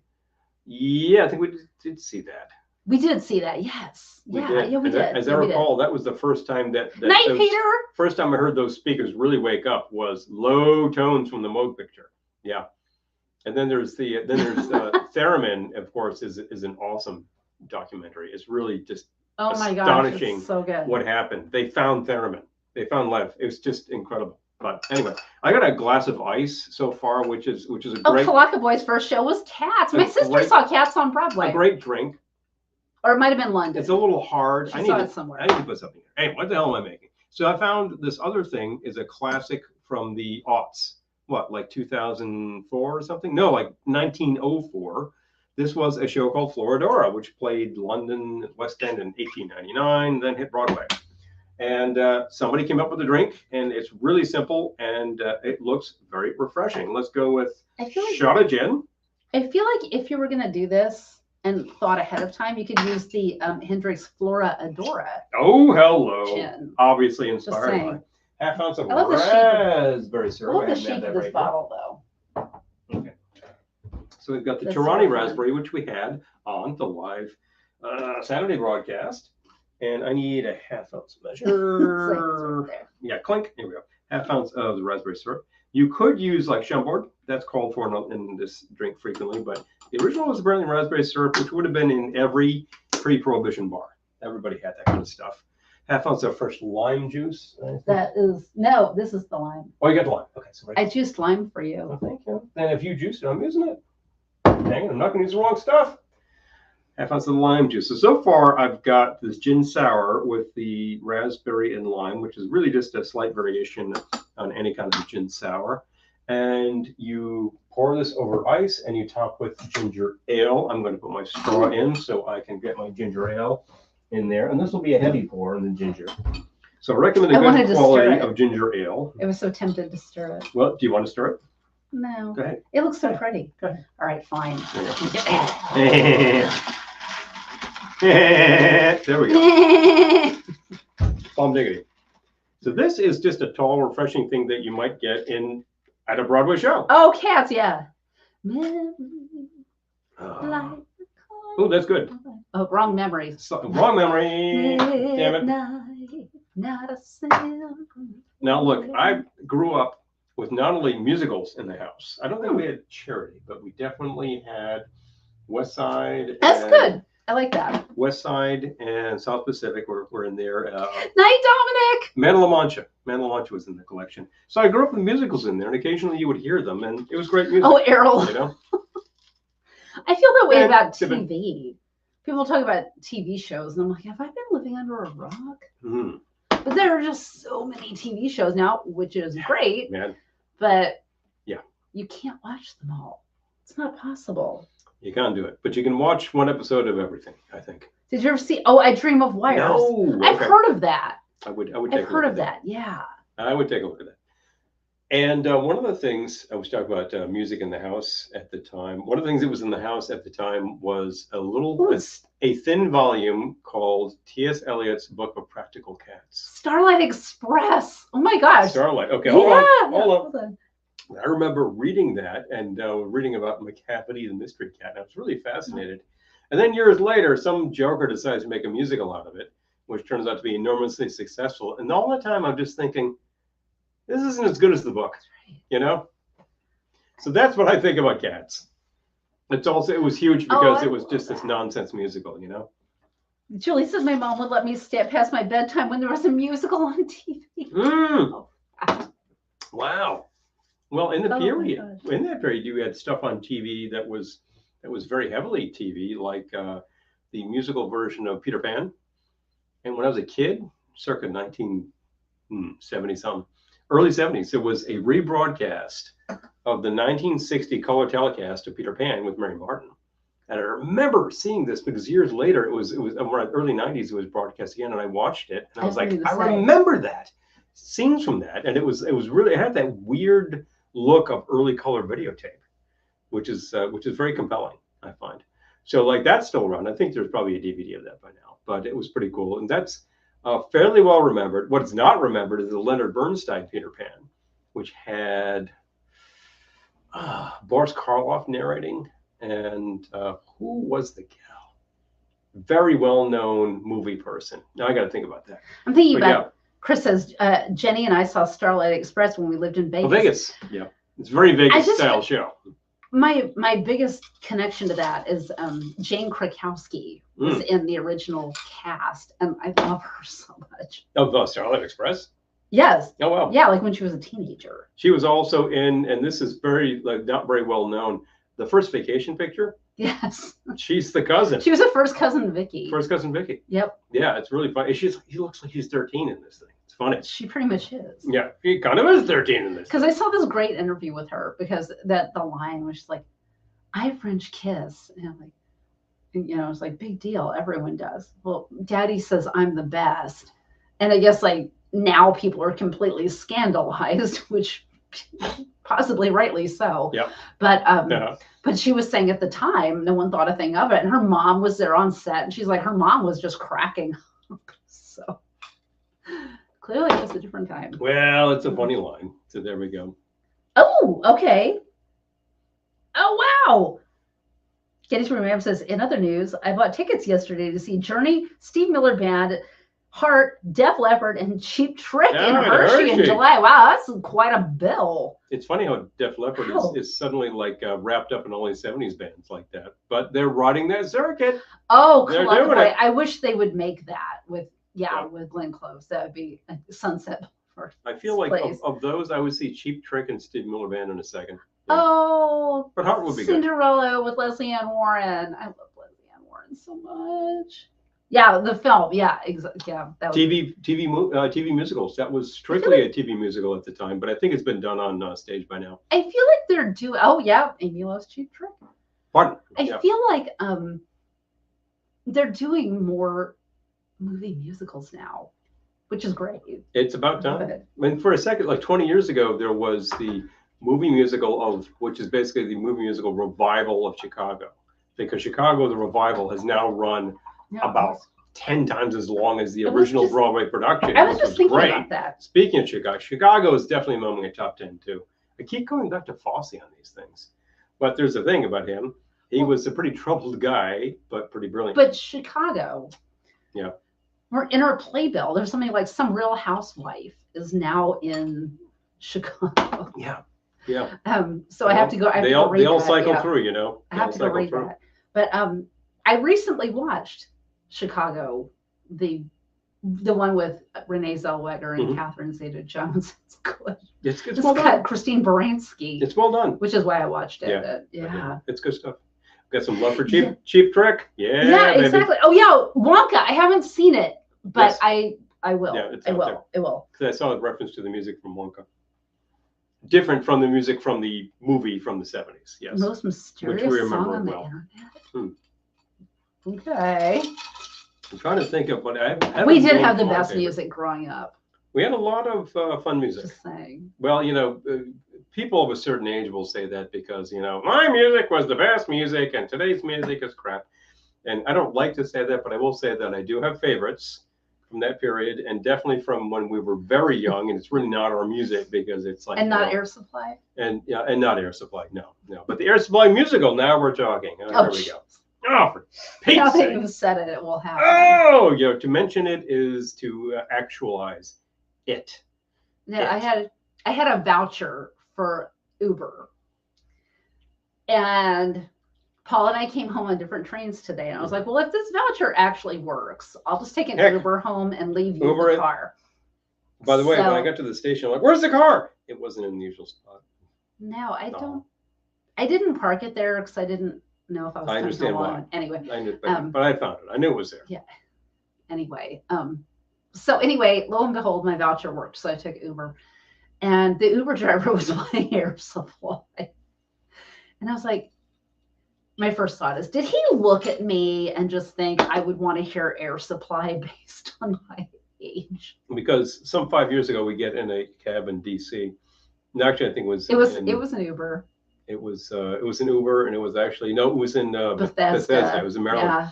And the guy actually takes one look at us and switches on the 80s channel. Yeah, he did. He just took one. He was like, brr. But at least it was good 80s channel. It was okay. Anyway, it was I can stand a lot of that stuff. If it's just big hits, forget it. I can see how Air Supply are talented musicians. Of course. It was just so funny. I'm like, it's Air Supply. But then he seemed really startled when I asked him how he was doing. So I think maybe he just was really into Air Supply. Maybe he just loved him. Who knows? Okay, well, hold on. I'm missing a lot of comments. Okay, yeah, but you've been telling some good stories. There we go. John says, next week I'm seeing Teddy Neely and Yvonne Elliman. Wow. No Jesus way. Christ Superstar. I'll be going to a private rehearsal too. Oh my gosh, John, that's amazing. Yes, yes. I'm glad to hear Yvonne is still kicking it there because she was very good. And John, hold on. John, take a look up on your internet sources. There's some really early stuff from Teddy Neely. He was actually on Capitol when he was like 20 and around 1967, cut some singles. If you like him, check it out. There's some fun stuff. Jenny, me too. Duran girl here. We've heard of such things. Yes, and my sister. Oh, she'll beat you for such things, but still. But oh yeah, she says. Beat me. Oh yeah. She's not gonna beat me. Let her try, she says. Yes, big Duran girl here. And Jenny. Back in the day, I would not listen to any of their output. But you know what? I just don't like the early hits. But as they get on, I think they did more interesting material. We saw them a couple years ago, and at the Garden, and honestly, they put on a really great show. So I can say that I turned my mind around. I still don't like the 80s hits as much as the later stuff. I love all of the songs. I celebrate their entire catalog. I just was hearing a later record, like when they got Warren on guitar, and I'm like, Electric Barbarella. Now that's a good song. I celebrate Duran's entire catalog. That's what she does. I like the we saw them in New York. Yeah, the tour that we saw, that album's good. Future Past. That's a good record. Yes. Yeah. John says, this is my 10th year now. Okay. Ted played Billy Shears in the Beatles, Broadway Sgt. Pepper's, also in Tommy Godspell on the Broadway Jesus Christ Superstar. Oh my gosh. Yep. Yeah, the Broadway version of that. 10th year. I love it. Yeah, it's actually interesting that the Lloyd Webber, Tim Rice stuff, like the first 4 things they do are not musical or are not Broadway or not West End things. They're concept records. I know that song. Like Superstar. Superstar. What am I thinking of? Joseph Technical, A Dreamcoat was a concert, and then Superstar was a concept record right around the time of Tommy. So it was like a 1-2 punch, and suddenly it's like rock musical. Oh, Gettysburg Meow. I was slightly obsessed with Rick Springfield in the early 80s and tried to convince myself that I was Jesse's girl, but it didn't work. It didn't work. Ah, damn it. Oh, yeah. I love Duran. Also Depeche Mode. Yes. See, I liked them back in the day, and I still liked them. And when we saw them last year, that was dark. Whoa. Andy had recently passed He away. had just left us, and they were like, we're all mortal and we're going to die very soon. And they still play like that. Good grief. But I'm okay with the morbid. Whatever. I've seen a lot of people in my family leave us because a lot of them were much older than I was when I was a kid. So funerals, it's just the thing. When I first saw like the film Harold and Maude, I'm like, gee, that sounds very familiar. Yeah, I tell you. But which itself has great music on the score. It's all from Cat Stevens, and would make a fun musical. Harold and Maude, the musical. To say I wonder if anyone's done is it. You actualize it. Oh, no, pardon me one Yeah, second. we'll check it out.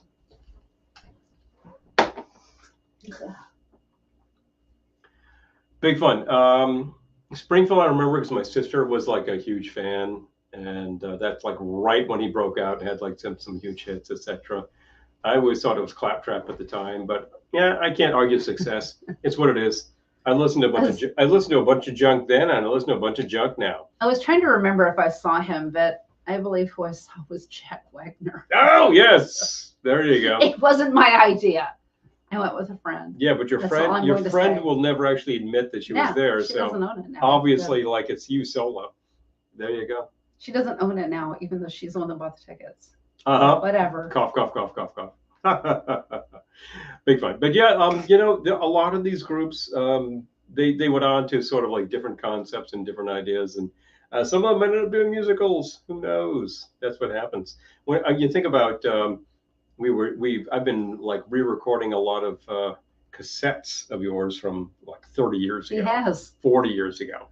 Stuff that you had like a long time back, and I just thought, like, do you want this stuff in the computer? Yeah, sure. So I've been dropping them in, and there was like 3 Depeche Mode, and there was one or two from Oingo Boingo. And I was thinking, like, they were like really huge on the West Coast. We didn't get that much of them on this end, and it's like that's a real lack. They're good. Tisk, tisk. But then, of course, eventually Danny Elfman is like, I'm going to do film scores, and it's like that's his thing. Yep. So he's there from here on in. And the same with Mark Mothersbaugh. Starts doing TV, starts doing film scores, and it's just this whole thing. And it's highly appropriate. Big fun. Go to Broadway. And I can't believe the East Coast didn't get the Untouchables. Oh man, that's a big lack. I think maybe they just didn't tour. Like certain bands, like you go way back, there are West Coast bands that didn't cut it. Yes, I love Oingo Boingo. I saw them because I lived in California. You saw them. They were easy to see. Yeah, exactly. That's a great song.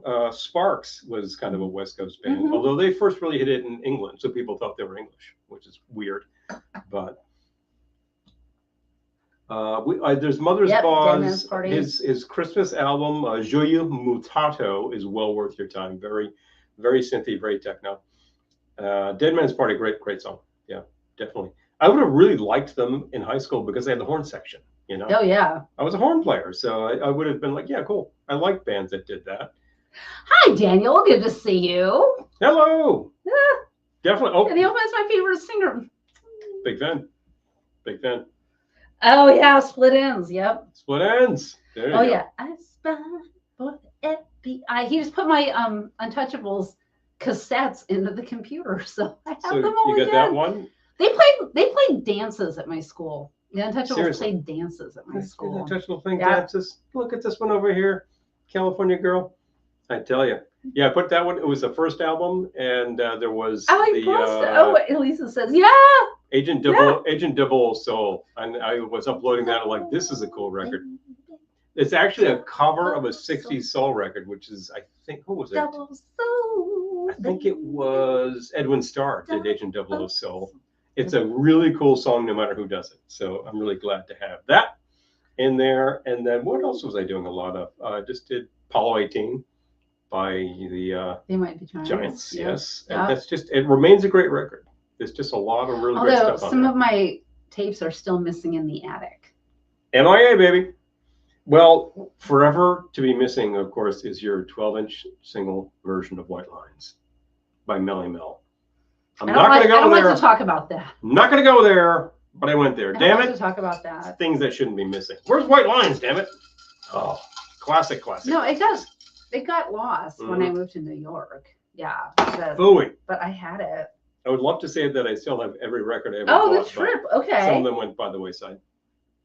But Still corners. Okay. Okay. I got it. I happen to like the soundtrack to The Trip by the Electric Flag myself. Different head, but yes. Yeah, that's a different thing. That's not what we're talking about. That's a different thing, and it's a really cool soundtrack, and it's a pretty fun movie. You know which soundtrack I saw when I was up in the attic, Yes. bringing down these Broadway soundtracks? Mm-hmm. Cast albums. We saw the musical Kimberly Akimbo last night. Last night. Which is going out on tour, I think, next fall. So if you're You- not in New York, You, the audience, may be able to see it. but you would like to see Kimberly Akimbo, look for the tour. It's amazing. But I saw them open for UB40. Oh yeah, and I saw UB40. That was another one that was big in California. I saw UB40. Wait, they're Repo Man? The Untouchables? Whoa, what are they doing in Repo Man? I've seen that film dozens of times. Yeah. Wow. Cool. Cool. I've completely lost the thread. What was I going to say? Oh, I was up You in the saw attic the soundtrack? bringing down Mhm. Broadway cast albums. Yep. Get it right, Hinkle. That's a soundtrack, by the way. That is. No, that's a soundtrack. And I saw the soundtrack for Tokyo Pop. Yes. Speaking of, we have Carol Burnett on the TV right now. Her daughter is the star. The Tokyo Pop. Tokyo Pop.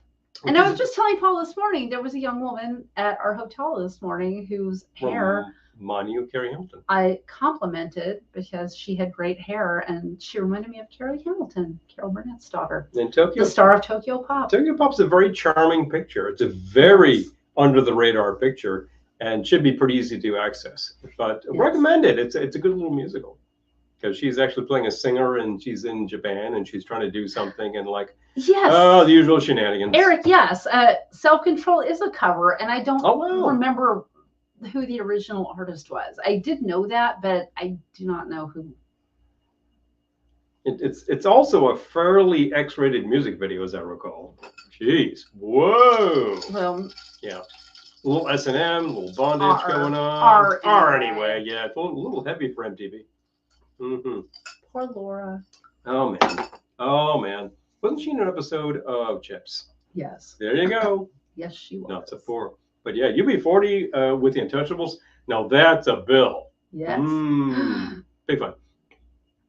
Oh my gosh, John. Okay, I'll take a look. Cool. Oh, John, yeah, please send pictures. I would love to see them. Yay. There you go. You know, I've actually owned the concept album of Superstar for years without listening to it. During lockdown, I said, all right, fool, put it on. And I played it. I'm like, okay, I can see where's this coming from. Like, you know, it really builds and builds and it does the thing it is supposed to do. And it's well drawn. It's very well drawn. It would be considered tame by today's standards. Yeah, sure. I think you're right. Yeah, today there's a lot more X going on. Back then, R was as far as you went. WAP. Yeah, boom, boom, boom. Yeah. But I'm trying to think. The question was put out. What's your favorite musical? What's your favorite straight play? Yes. And I'm thinking, like, you know, what would I put on as a musical? Just because it's like I want to listen to this. This is great. It's really tough. I spent 6 years working in a store that specialized in such things. So I heard a lot of musicals and things I would name. You'd be like, what the hell's that? Errol, hold that thought. Errol says, I pity the fool. So I was walking by I don't want to be offensive to anyone. I was walking by an unhoused person yesterday whose friend was trying to help him. And he looked at his friend and he just said, I pity the fool. Snaps.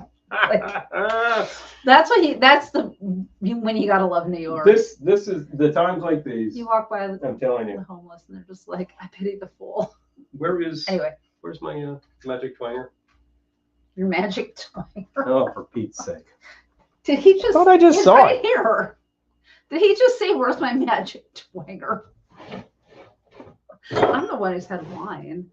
It's right here. It is not. Which magic twanger are you talking about? Oh. Why is it buried when I need it? Anyway, I need to go back because oh,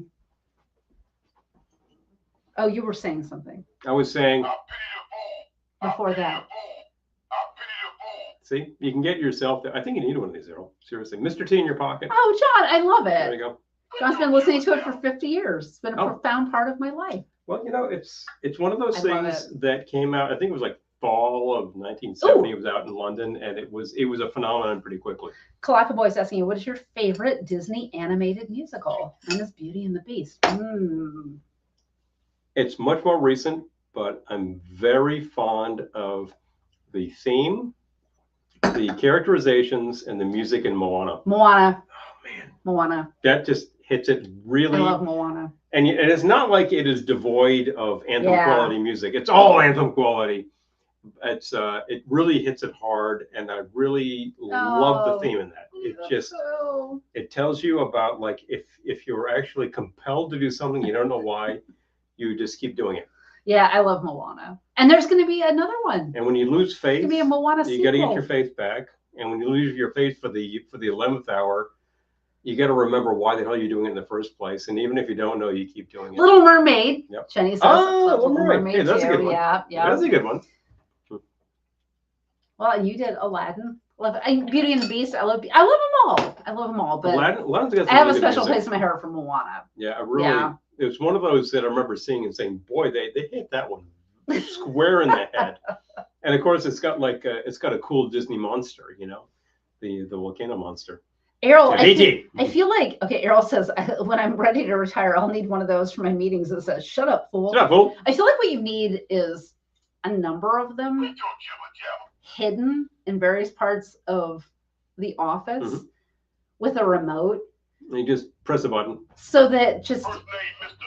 Middle name, period. Last name, T. So you could just, at random times, hit various... quit your jibber jabber. Shut up, fool. Yeah. Don't give me no back talk, sucker. Anyway. Don't make me mad. And of course, the classic. Shut up, fool. The great thing is you can just kind of keep rotating this like. Shut up, fool. Shut up, fool. Shut up, shut up, fool.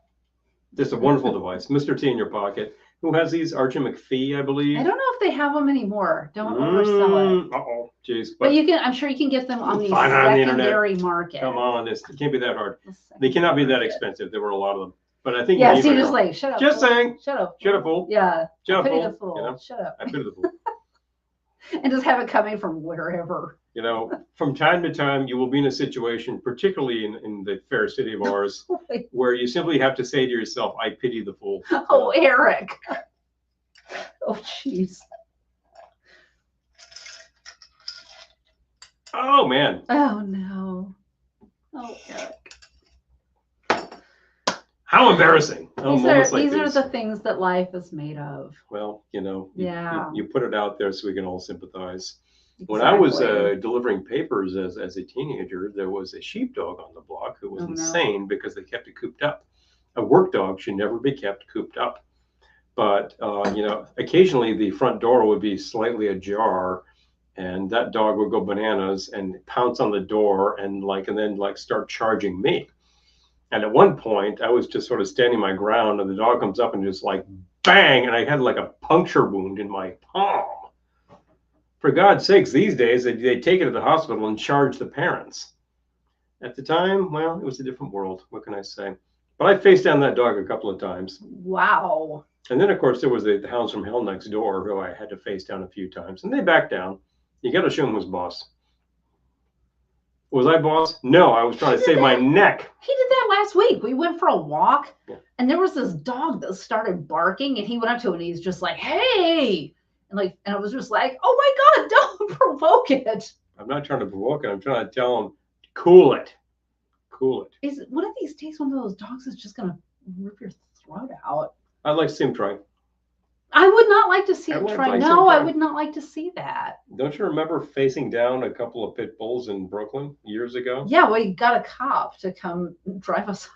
Yeah, the bulls were gone. But at the time I was holding a shopping cart and they were charging us. And I faced them down because I was like, well, we're going to get killed. So you have to do these things. Yeah. Dad says, this time I'm going to train harder. I can't be beat and I won't be beat. I love it. Bing, bing, bing. Yeah. Seriously. But there's the thing. Oh. Musicals, I'm thinking They like, prefer the right side of my face. That's interesting. I wonder why. That's who knows. because it's the good side. Aw, that's the left side. It's my good Aw, side. there you go. Yeah, no. Good side's the left Yes, side. no, by there the was way. on you. Yes. Mm-hmm. Don't you know, I always pose this way. This is the good side. Okay, well, Well, this is not all bad. right. But this is a good This side. is my good I'm side. telling you. Yes. Well, you know, what do you mean it's your good side? It's my good side. Well, you have a bad side? I don't I think you have a do. bad It's this side. side. No. So anyway, I'm thinking, what is like Oh, play versus musical? Like, who will win? Christmas, when I was growing up, we had a dog named Mick. We called him Mick Shucks because he puked. Oh no! Vomiting. Did he have like canines.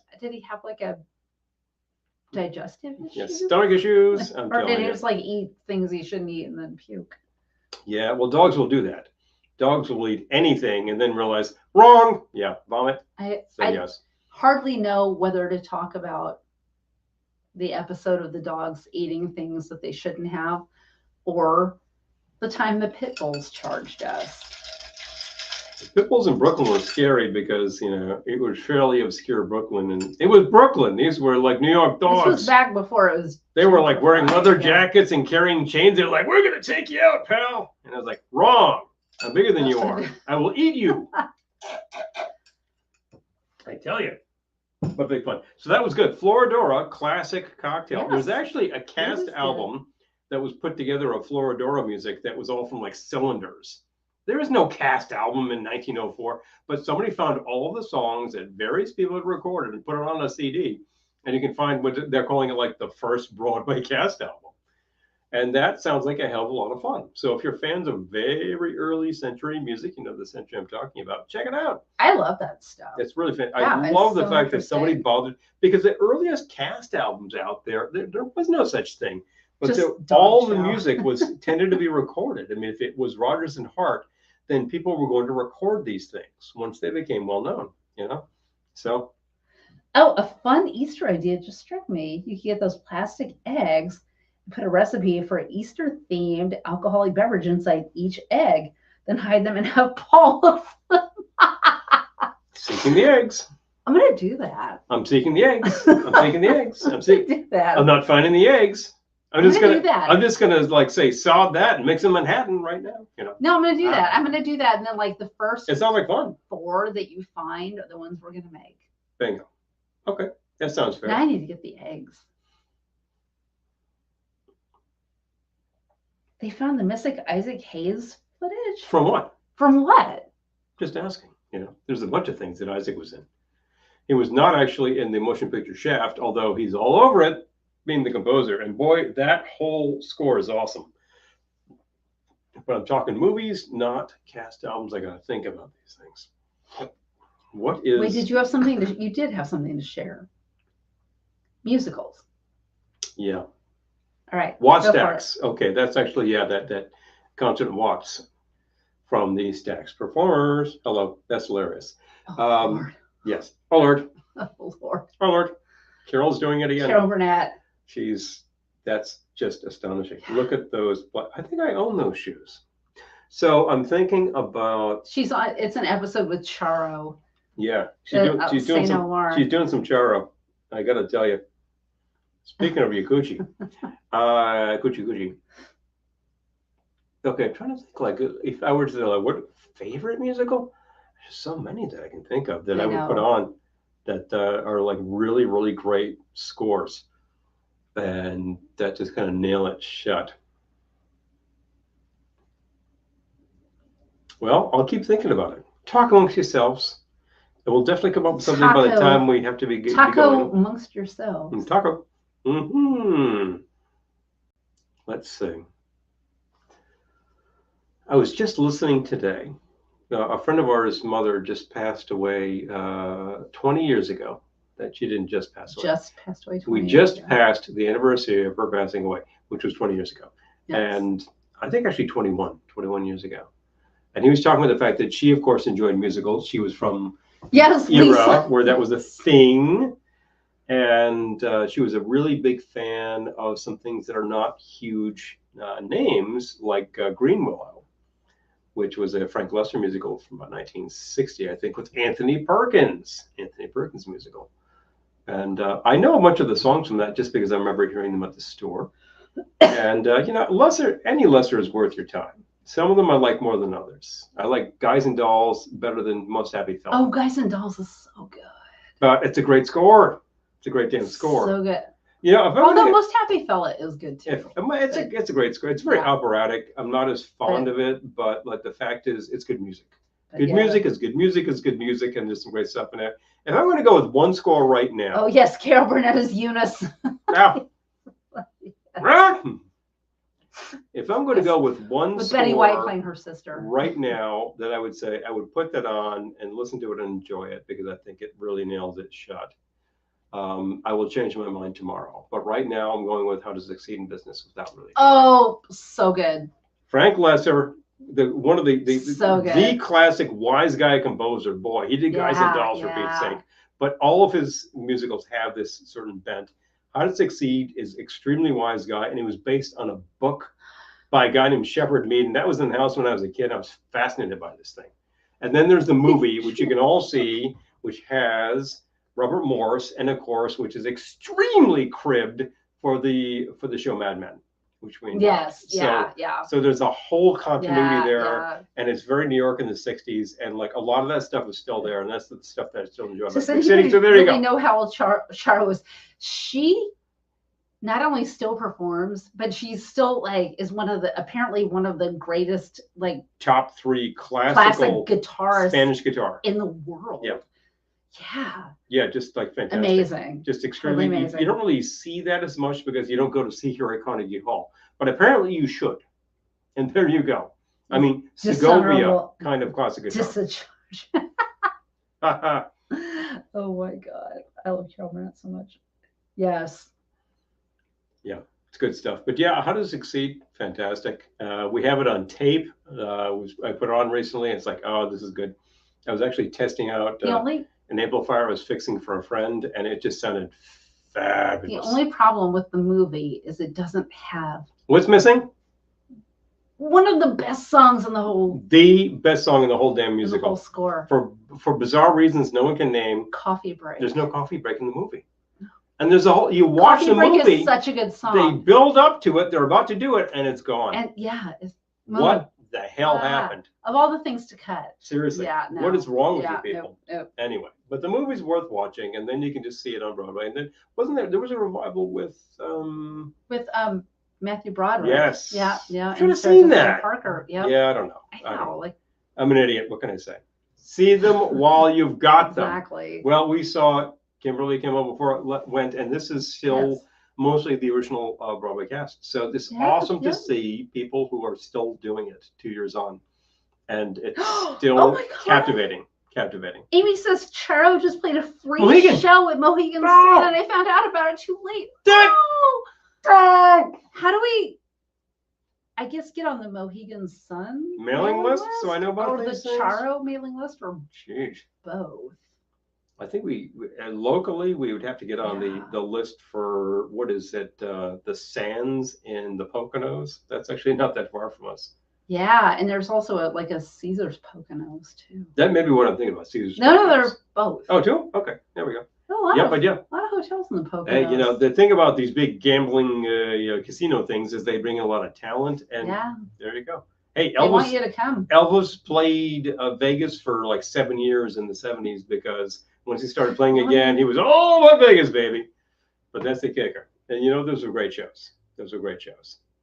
It's well worth thinking. Straight play. If I were to say, see this play, this is kind of awesome. This is fun. I'd have to think about that kind of thing. I'd really have to think about that kind of thing.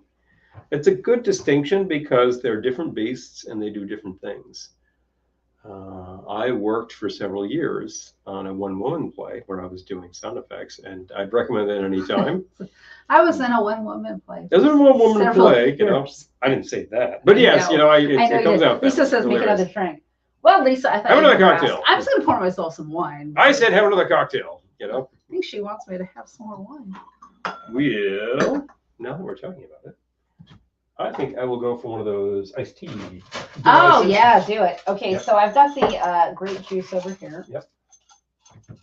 The tea, you might have to go back to the kitchen. Okay, I got to go get to the tea. I know I've been disappearing from time to time, but not as much as Disappearing from time to I time. might. I always have to cut out and get stuff, you know. It's not at my Oh, fingertips. Pagan Love Song with Harry fingertips. Keel, and of course, Oh, a Holiday Inn with Bing. Yes, yes, yes. Oh my God, John. Yeah. John, we can always count on you to I'm like gonna bring whip up out ones these we would things. not have thought of. I will love bring it, up yes. some musical like How Now Dow Jones, which was a huge flop on Yes. Broadway, but has a pretty fun score. It's worth listening to, but definitely. Errol. There's musicals like Darling of the Day with Vincent Price. The Vincent Price musical, big flop. It managed to happen at around the same time as Hair, and it's like the old school kind of musical was out the door. Did he sing? He does sing. Does he sing or does he talk sing? I don't recall. We'd have to listen to it. And now I got to hear it. We might own it, but we can certainly see. What's it called? Darling of the Day, 1968. I do not recall ever seeing that in our collection. 1968 also brought you Henry Sweet Henry. You know, Yeah, you know, Amy, I always think of Henry. Orient. Yep. And that's actually a fun score. And that was based on World of Henry World of Henry Orient. Orient. Yep. Bingo. Hello. Big fun stuff.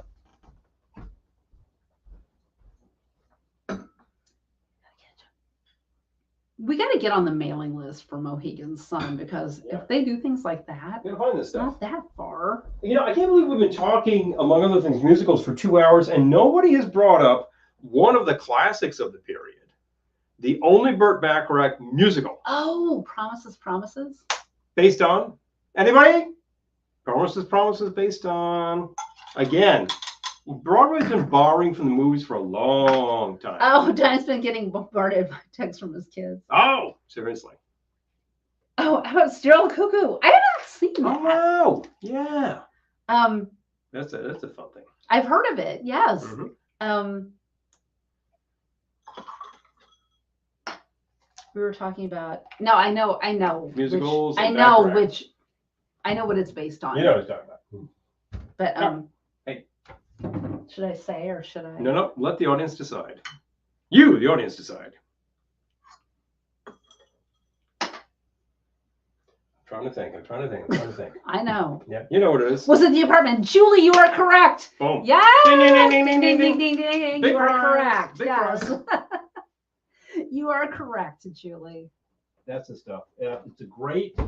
That's another case of like this is an awesome motion picture, straight picture, no musicals, and no songs, and then suddenly there's a musical, which is really fantastic. It's a great score. Apparently, it kind of gave Burt Bacharach a nervous breakdown, so he never did another. But How Now Dow Jones was Elmer Bernstein. He never did another. And who was Burt Bacharach married to? At the time, ding ding ding. Anybody?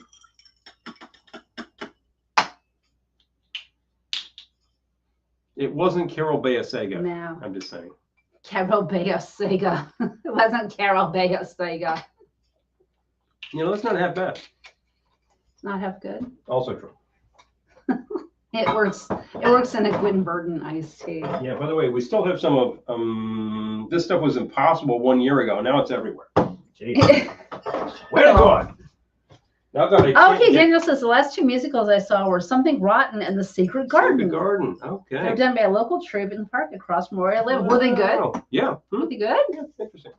I'll take the orange bitters, please. When I was on tour in The Wizard of Oz, one of my castmates would listen to The Secret Garden in our tour van A lot. a lot. Was that RJ? No, I don't think so. Oh. I forget the guy's name. Mhm. You know who I mean. I think I do. He played the The lion. Like, yeah, oh, yes. he played I know the you- I know Cowardly you're Lion. talking I about. forget his name. Yeah. A long time. They were There it is. excellent. Oh, good. Okay, I love that. Good to see. Good to see. And why shouldn't they be? You know? In this day and age and at this time in our lives, why shouldn't this be just awesome? Yes, Angie Dickinson, Lisa. Ding, ding, There ding, you ding, go. ding. You are correct. Ding, ding, ding, ding. Very good. Ding, Thank ding, you. ding, ding, ding. Yes, I love Angie Dickinson. Huge. That's good. Huge policewoman Yep. fan here. Hello. We watch that a lot around here. We do. those episodes are usually about prostitution and drugs and like. She's always going undercover as a You know? model or a hooker or something. But There was one with Craig Stevens where they were smuggling dope. I'm like, good grief! Like Peter Gunn is smuggling dope on Policewoman. But there you go. They're pretty hilarious. she's so good. Yeah, and it's a well-drawn series because they're Secret always Garden trying in to advise Oklahoma people. is where you grow well. In New York, everyone just. Well, here's the thing. Still, because you got states where it's just like, oh hell, just like smoke a bone. They don't care. It's like at this point in time, it's like we're past that. Now then again, in Oklahoma, I think people have always been just doing it because oh hell, I told it's easy. Paul I was waiting for the train yesterday, and I walked by this car. This guy was clearly he was waiting for the train, but he was standing outside of the car talking to the person through the window of the car, and the whole thing just reeked of dope. It was just like walking through a giant dope cloud, and I have no problem with dope, so I was just like, well, that's funny. Yeah. I don't use it. I'm using this. But in This is New what I'm York, using it's right now. it's big now. It's I a think thing. now that people can do it, they're just like, well, I'm just gonna smoke No. all the dope I can get my hands Not on. that we haven't smelled it for like some 30 years of No, living here. but it's, now it's just a thing. And the funny thing is, I will hit the station, I'll open the car, and I'll be like, isn't it like it's like 7 in the morning? well, that's the thing. Like, what time do you start smoking? Hello, guys. I mean, I like martinis, but I don't have one at 7:30 a.m. no, Probably I not. don't. I don't. No, it would really disturb me. Digestion can't handle it, But and nor do I have one at noon. I might have one at 5. As we but- previously said, we have Carol Burnett on, and this is an unfortunate hair episode. Mm, Carol deserved better hair. but check that dress though. Bill Blass. Hello. But So there you go. her hair is I can't even Mm-hmm. deserve better hair. Oh, There was she's just a really- period where like it got very tight around her head. Tight and firm. Ugh, Yes. no. Mhm. Ugh. Well, she deserved better hair. Times are past for the 2 martini lunch. Ah! I know. Well, the fact is, if somebody took me out for lunch and said, "Let's do martinis," in the I'd very say, same way, "Well." it's 5 o'clock somewhere. It's 4:20 or 4:20. So Or 4:20 somewhere. exactly. Uh-huh. The funny thing, I'm not going to say it, but I will Not going there. I will say that if you came back to the office now after a 3 martini lunch, people would look askance. Yeah. They would definitely notify HR. But if you came back after a big old toke session, they probably wouldn't think a thing about it, which is just kind of funny to me. Yeah, you absolutely have to watch out for the autocorrect because it's gonna sock you in the jaw. I hate it. Yeah. And it's really bad on YouTube and Facebook. Facebook is really you can't even make any adjustments to it. It's a pain in the Oh, that's neck. what Keen is that King Curtis? No, that's Harvey Korman with the bald wig. Oh, gee, he looks like King Curtis. He really does. He really looks like King Curtis. It's Yes. creepy, actually. It's stunning. But yes. Oh yeah. Well, now that I see him curl his mouth up. Yeah, and in this case, the takeoff of Sunset Boulevard. Hello, Yeah. musical, also movie. There we go. Wow, Wagoner. Very. I regularly get tested from a job. They test for alcohol. Oh, yeah, too. Had to go for a drug test one morning, but it was an important meeting. I told HR I needed time. Oh, God. Yeah, the pot smell. Excuse me. Yeah. Oh, it just smells like skunk, Julie, right? Yeah. Just like, who ran over a skunk?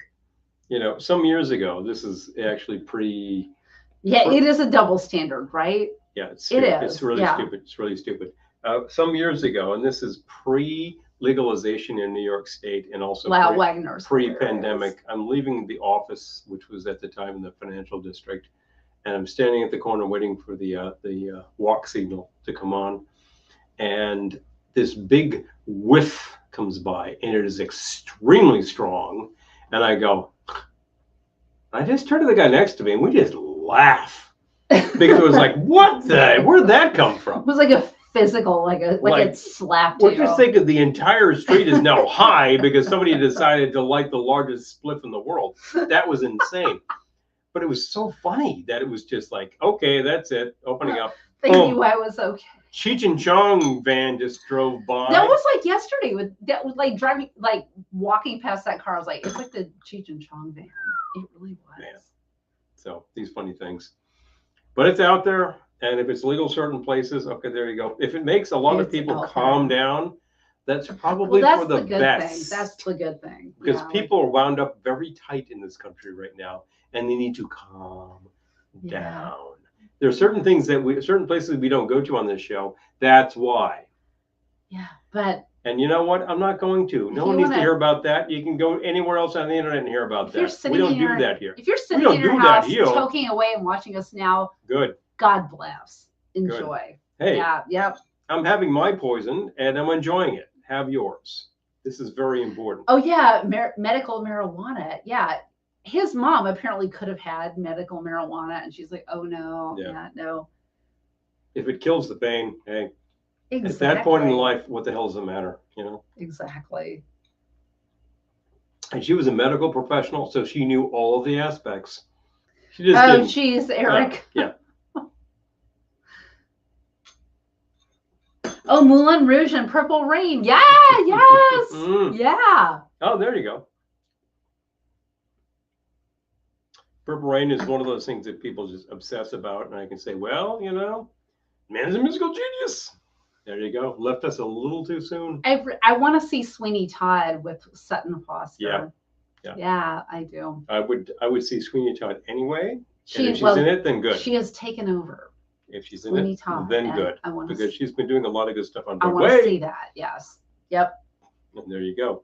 Sutton Foster. Of course, we need to get this one on Broadway because hey, you're singing up a storm these days for real. What do you think? What do you think I'm doing all this for? What is this? What is this about? Is it healthy for me to be like pushing this hard and not getting what I'm? Everybody call Broadway and tell them you want me. Put her on Broadway. We're just saying to you. Call up Broadway. Just call Broadway. Just dial 212 BROAD. You know, and that's the thing. Oh my gosh! This says my dad when he was young smoked corn husks.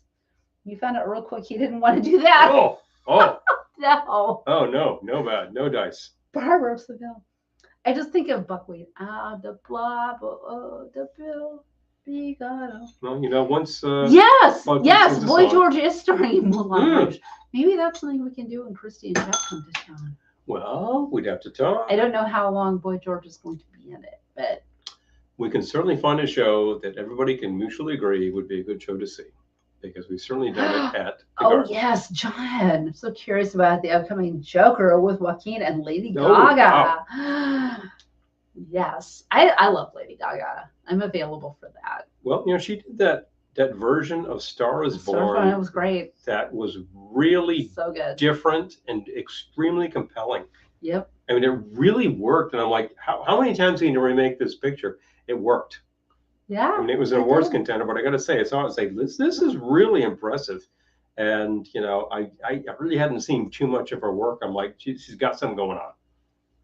Definitely got to say that. And Joaquin is like he inhabits very crazy motion pictures. I think that his the Batman picture where he was doing Joker was a really great examination of mental illness. I think it was just the Joker, right? It was just Joker, wasn't it? Yeah.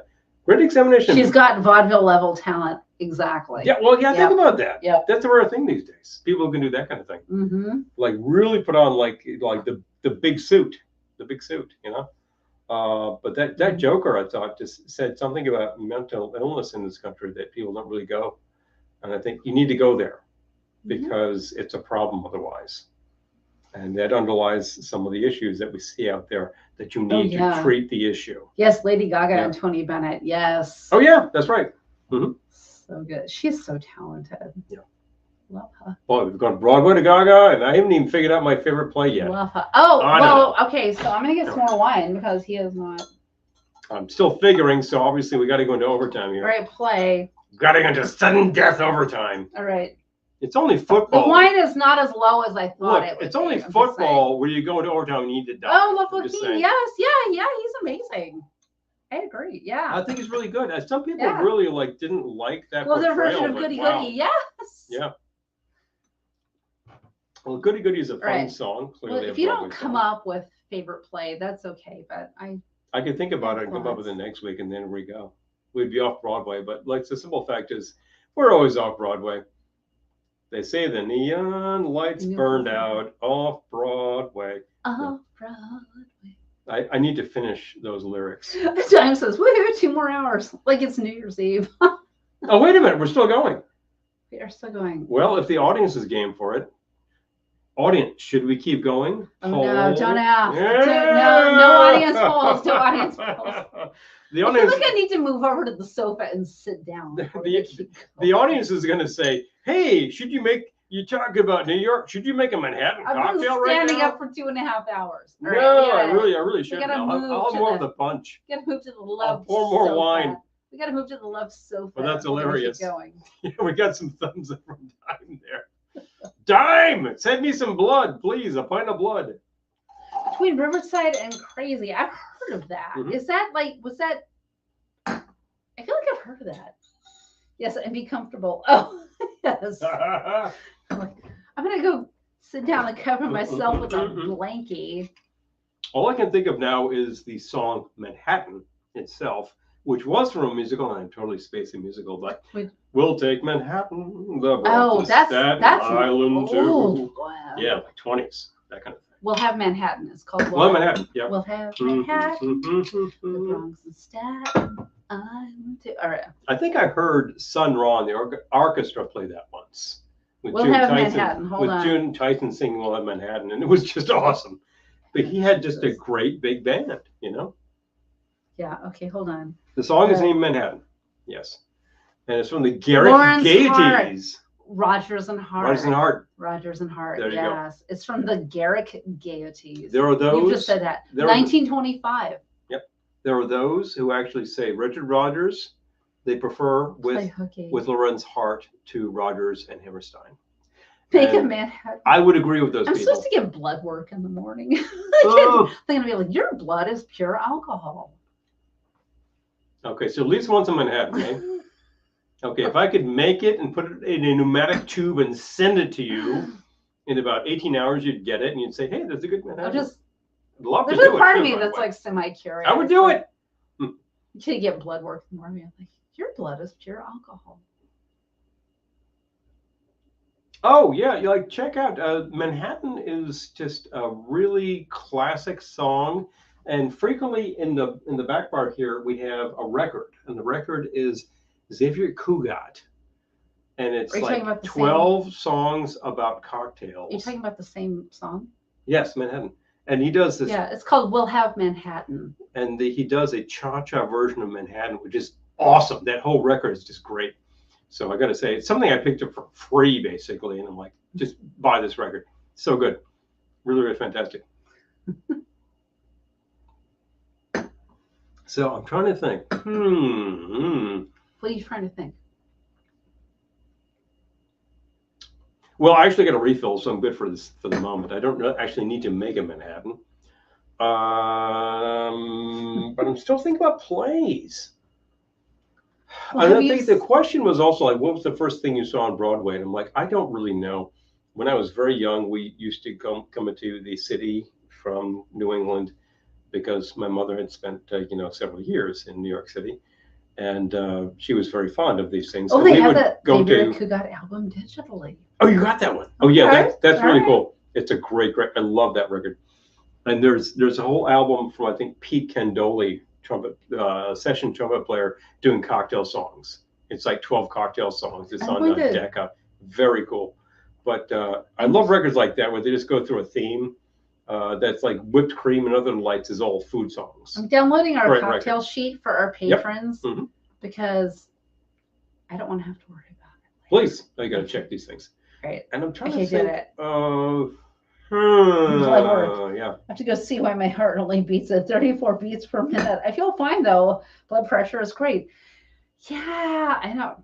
I have apparently freakishly high cholesterol, and no one can figure out why. Genetics. Thanks, Mom and Dad. Thanks, Grandpa and Grandma. You know, that kind of thing. Yeah. Where it comes from, who knows? Yeah. I think I've got some pretty solid genes. When I take a look at my relatives, they really did have pretty long lives, very few problems of that nature. Oh, Emmett Walsh died today. Oh, boy. No way. Oh, wow. 88. Wait, hold on. Blood Simple, Blade Runner, a bunch of stuff. He's actually in Christmas with the Cranks. That's what I was going to look at. Yes, Christmas with the Christmas Cranks. with the Cranks is Emmett Oh, Walsh. I love Christmas with the Cranks. Oh, I'm He did sad these great that- things, man. Oh, you did. Oh, Oh. yeah, Kevin Spacey. Oh, Kevin Spacey or Emmett Walsh was the a-hole there, John. Just asking. Oh, John, of course, spent years as the Crucible. That's intense. By the way, yeah. John, of course, spent years as a scenic in Hollywood, so he has done some work that you might have seen. We're just saying, good work, really good work. Oh, wait, hold on. Oh, Jake's Emmett Walsh Women was a starring Jake. Alan Alda. Nice. Oh, and Betrayal. Oh, boy. Okay, that Betrayal's a good play. I did not see that production, but that's a good play. Emmett Walsh was the ass, not Kevin Spacey. Okay. Wow. Right. Okay. Well, I've done my my time on set with some people who were Oh, Julie, my staff. what? I love it. Oh, so very cool. Yeah. The second sheet of things. listen. If If we give you ideas, go with it and tell us what happens. I mean, sometimes I throw some things off and people Julie, are I'm like, so I flattered." didn't like it very much. But like, if it's good, it's good. I love that you're getting ideas from this, and we're not just like wasting your time. I do not recommend things that I think are junk because I'm- why? Why? I'm glad You know? you're getting good ideas from this. The and not- musicals behind you us don't feel like are your time well is just worth being your wasted. time. New Girl in Town is a lot of fun. I think it's actually a great one. And, Charity Oh is my gosh. fantastic. Sweeney, John Come says, on. I was a scenic, stuntman, special effects, and bit parts in many Many films. John, I did not know you were a stuntman. hello. I knew about the scenic part because we know scenics. of This course. is the best show on the internet. Oh, dime. Oh, man. If That's only very more people felt warms that the way. heart. Warms If the only heart. more people felt Yeah, that way. seriously. We do our part. We do our part for entertainment today. Yeah. I think we are the only show that actually knows what the hell vaudeville is anymore. Literally the only show on the internet right now. I'm not going to say that, but I will. I will say that we're probably the only show that knows about vaudeville and Chips and Policewoman And Policewoman Duran Duran and Duran Duran. in one show. I'm just saying, No. no other show will do that for you. But we try. We try to put all of it in. Life is too Because we short for know Sean. all about all that. Exactly. Yeah, seriously. I've had my share of junk. I've seen some things which are just Eric, yes, I agree with stupid, you. terrible. And I'll tell you, don't do that. It's like when we find a cocktail recipe Oh my and we try it god. and it's so horrible. I'm like, don't do this. John is kids. saying fight scene with Jean-Claude Van Damme and Universal Soldier. Oh, The wow. dinner scene. Oh my god. Hello. We're renting that.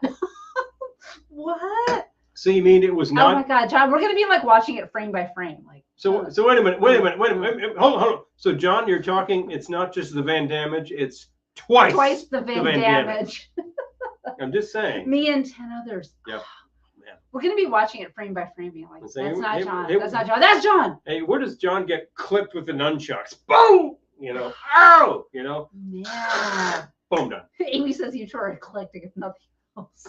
We try. But That's actually, gonna be on my headstone. you know, She was eclectic, if nothing else. well, sometimes like about 10% of the things that we put up here, probably more like 25% are things that Amy has sent us and said, try this on the air. And we're like, hey, this is cool, So like, exactly. there's a thing, you find some whack job thing, you're like, Paul and Kelly would like this. We Christopher will try that. Frank of Tangerine We'll try that. Dream did the score for Universal wow. Soldier. Okay, I've not seen it, Tangerine Dream. but now I've got 2 reasons to see it. Tangerine Dream did the score to the 1970s version of a film called Sorcerer. Okay.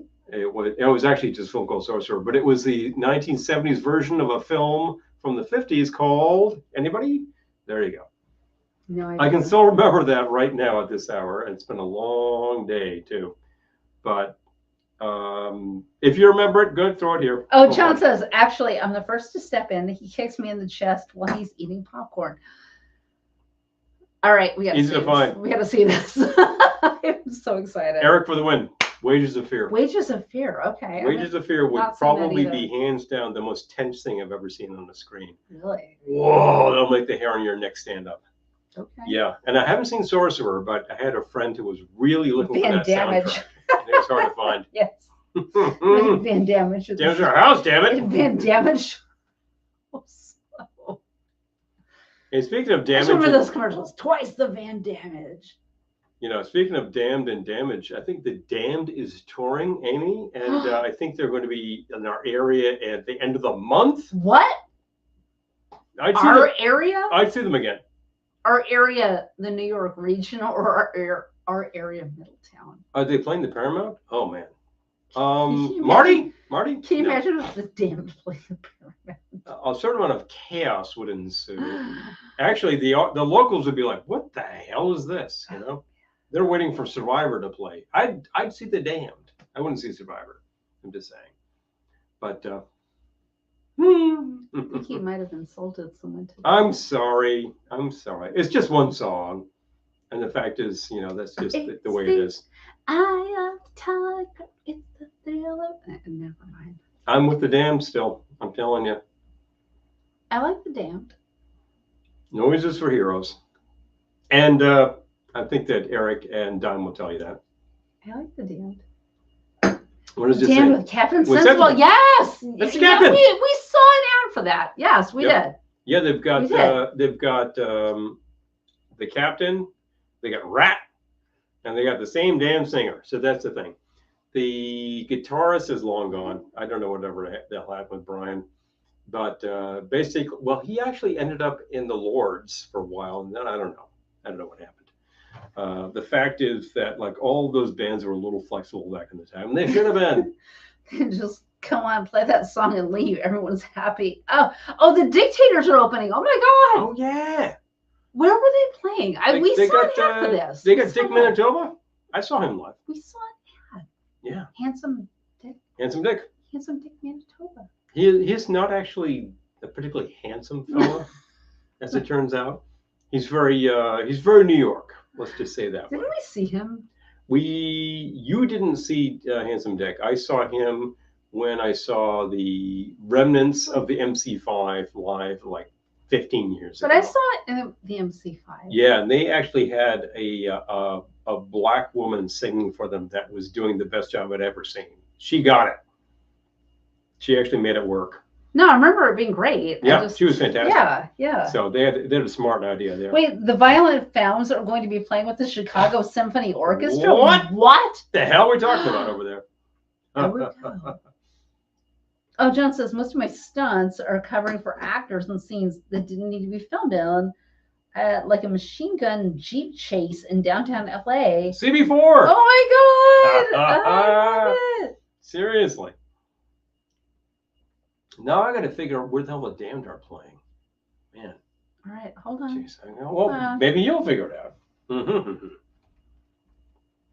I would see them again because I saw them in 1985. That's going to date me right Why did there. we see this? And it was at the Ritz, and they were great. And I'm trying to remember who the hell the opening act was. Not memorable. North American tour with Return to Rat Scabies. 10 dates. All right. Wait. I don't see them playing in New York actually at all. They're playing in Norwalk. Boston. Yep. Norwalk, Connecticut. Chicago. Norwalk, Connecticut might be the closest. The Wall Street. We know Norwalk. That's not so We close. Yeah. It's not so far either. No, true. I mean, there's things we could do. We could always talk to friends. I bet some friends would really love to see this show. Yeah. Oh, yeah. They're playing the same note as Madness. Oh my and then the gosh. alarm. Oh, wow, man. Amy, that's crazy. They're just like pushing your 80s playlist buttons, your DJ Jimmy. Amy says they're definitely playing NYC, but I don't see it. Yeah. Doug, Buenos tardes. Buenos tardes, Doug, senor. I saw that giant fish you caught yesterday. It was a really, really big sailfish. Yeah. I was looking at things saying, damn, that's a marlin. But it was I actually saw a sailfish. picture of the giant fish you caught yesterday. That will be available as taxidermy. Wow. Yeah. No, that's really something. And there's a whole bunch of fish you caught. Wow, that's insane. Yeah. I've never been on a fishing trip, although I have swum with the fishes. That sounds all wrong. In Cancun. At least you haven't slept with the fishes. Yes, that's what I'm talking about. Saying. And we've done scuba with the fishes, which is pretty awesome. It was a lot of fun. Yeah. Scuba with the fishes. Be kind of fun. Where's Madness playing? Oh, okay. wow. Hello. Oh, thought they never played outside the UK.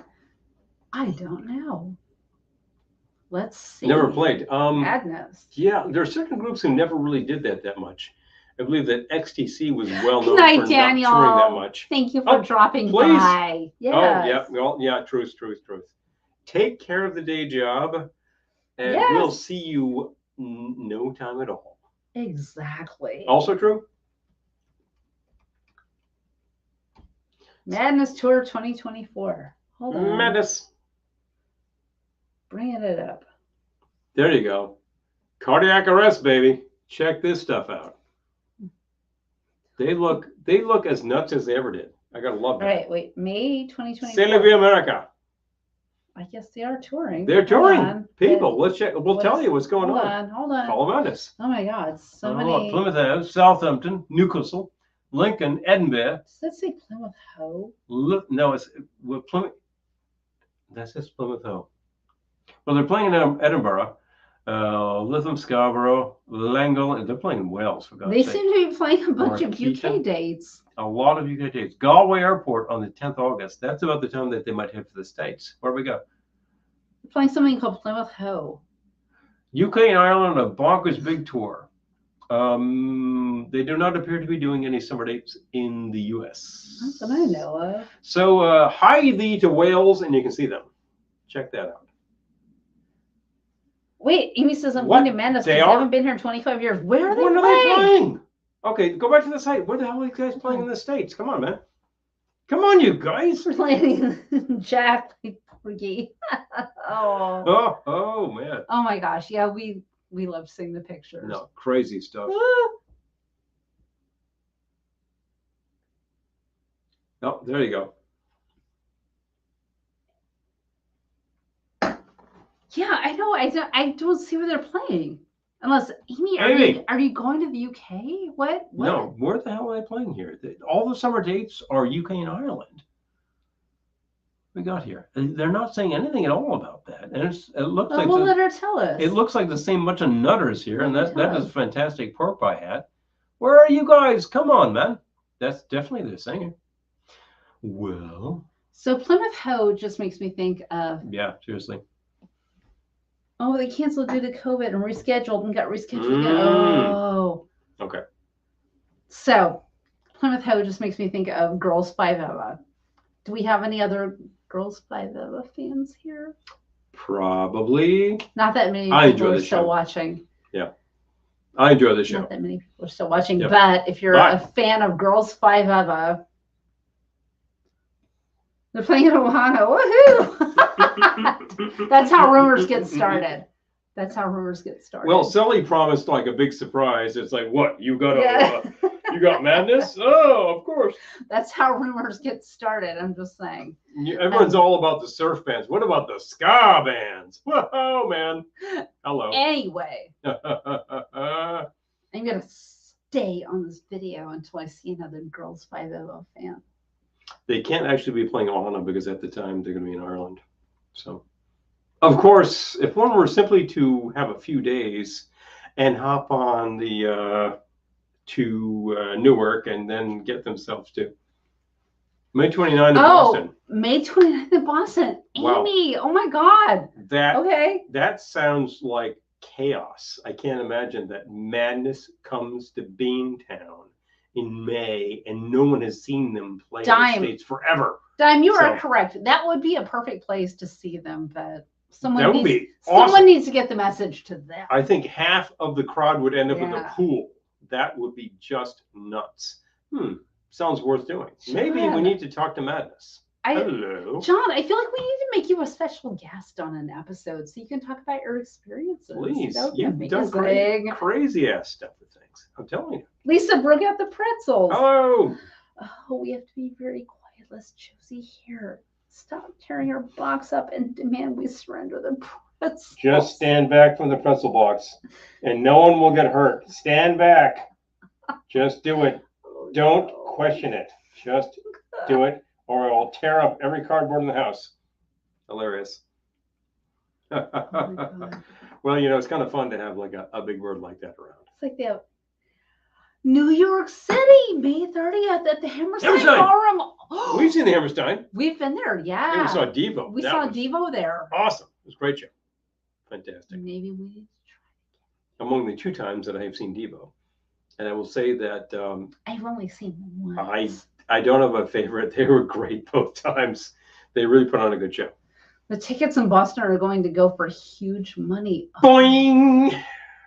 Yeah, hunger. I know. I Seriously. feel like the tickets in New York will go for huge money. I seriously think they need to play shy because, man, that town knows ska bands. I mean, we actually saw, in terms of like these neo ska bands, you go back about 4 years and we were up in Woodstock, Hippie Haven, and we see Fishbone. That, Which is not.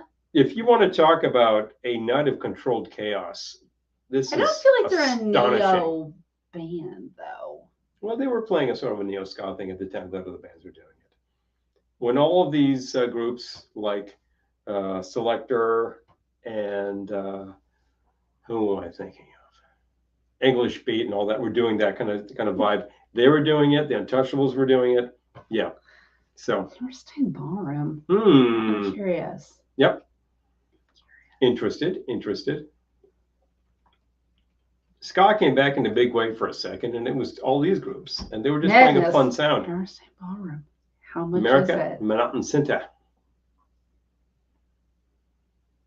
Right. Let's see. Out of curiosity. $4,000. Shut up. Buy tickets. All right, I'm game. Game to check out what the hell we're talking about here. I've had some wine. It's all in pricing. Okay, fair enough. You're going to give us the actual thing. Here's the places that you could be. Well, you can see that you can be in like the nosebleeds for a mere $93.02. And if you're not in the half nosebleeds, that's General admission floor standing room. it's Andy.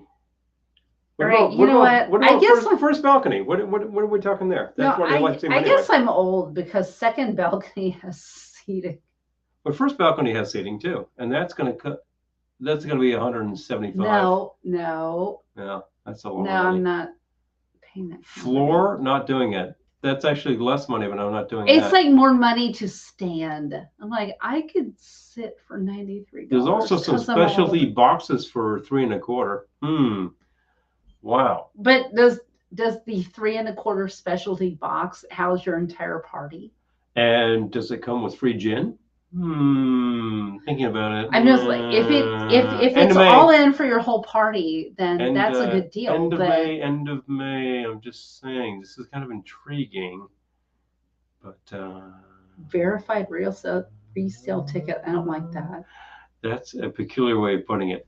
Processing fee. Oh, for God's sake. This kind of stuff. Interesting.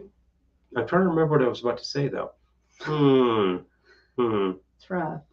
Yeah, I would prefer seating for such a thing. I will not stand for this kind of show. It will not Guys, stand for this. I'm not going to stand for this. I'm not going to stand for this show. Yeah. Oh, these prices are all over the place. Oh, I know what I was about to say. Do you remember when you would go to see a band like Madness and the ticket price was like $16? I do. Now Irvine Meadows Amphitheater. And now the cheap seats are $160, and that's just, you're lucky for that. 3 words: Irvine Meadows Amphitheater. Seriously, what the hell? I just saw somebody posted. First row in the balcony is the best. Yes. Yeah. Oh, yeah. Yep. Oh, there you go. Love it. Agent Orange. Agent Orange, I'll go for Horton Heat. Whoa, man. Cool stuff. I just saw a notation. Somebody posted a ticket stub from the Who at Shea Stadium in 1982. And it was just like nostalgia. And look at the ticket price. It was $16 at Shea Stadium. Man, it's been a long time since those No, days. I remember when you could go see bands for like under $20. I never paid that kind of money. Big bands. Even like, big stadium shows that I went to in the era. Midnight Oil. It was like $25. And this just was like something I'm just crazy. trying to think of the bands that like Eurythmics, Midnight Oil. You saw a lot more acts than I did in those venues. Yeah, I saw a lot of small venues back in the day. So we paid more to stand and actually see how old they are. They pay less. Vision to think of to look younger. Exactly. I'll be in the balcony seats with my binoculars saying, okay, there we go. Sneak in behind the lion enclosure. Exactly. Oh my gosh. Well, this show we saw last night, like for the first act, the 2 seats in front of us were empty. And then magically after the intermission, there was someone in those seats. So what do you know? Hello. Yeah. That's a kicker. You can move forward. Apparently the Damned are at the Hammerstein at May 31st. Okay.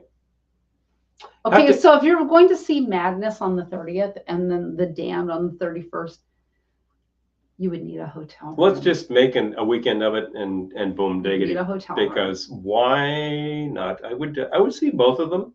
Yeah. And I would see them in seats. I would not like to in the floor either ways, because when I saw the Damned the first time. When I saw the Damned the first time, I was on the floor at the Ritz, and I'll tell you, it's all you had. So of course we did it. But I am not this high. I am this high. It's the record. So here I am in this sweaty crowd going, I'm going to get killed. But it was a fun show. It was a fun show. No artists make money on records. Oh, yeah. No, they never have. Well, then I want artists to make money. So, yeah. The kicker is that it used to be that the record label make money on records and the artists make money on tours. Yep. And now the record labels don't make any money. So they're like, well, we're going to split your tour money. I think, really? Sod you. I'll make the tour money, thank you. Amy says, I'm on the floor for Madness. Gonna do it. I wish I trusted myself to be on the floor. I remember Oingo Boingo. I was like dancing. I was dancing with myself, which I realize is Billy Idol. But truth. I was dancing because my boyfriend at the time, he just went into the pit. I just was there by myself, and it was so great. But now I'm like, I just want to sit down. I have been in the pit many times, and it has been a long time.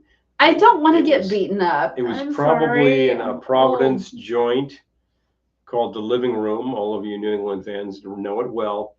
And I was there for Black Flag, and I was there for the Circle Jerks. So you were there for the Circle Jerks? Oh wait, that was Lupo's. Yeah, one of those. But I was in the pit both times. Sure, I would do that. Yeah, dime. Thank you. In the pit. Maybe you can use your transit points. Thank you, Amy. Which is like how you know you're old, when the bands you want to see are on New Jersey transit points. That's the thing. We're officially old. Okay. Well, I think we can definitely use our transit points to see a band from New Jersey, the Misfits. Too bad Peter's not here anymore. They're playing around. We could definitely see them. It's not a cheap ticket. And I think the Misfits you should be able to see for about $8. It's been a long time since those days. There you go. Yeah. Amy knows.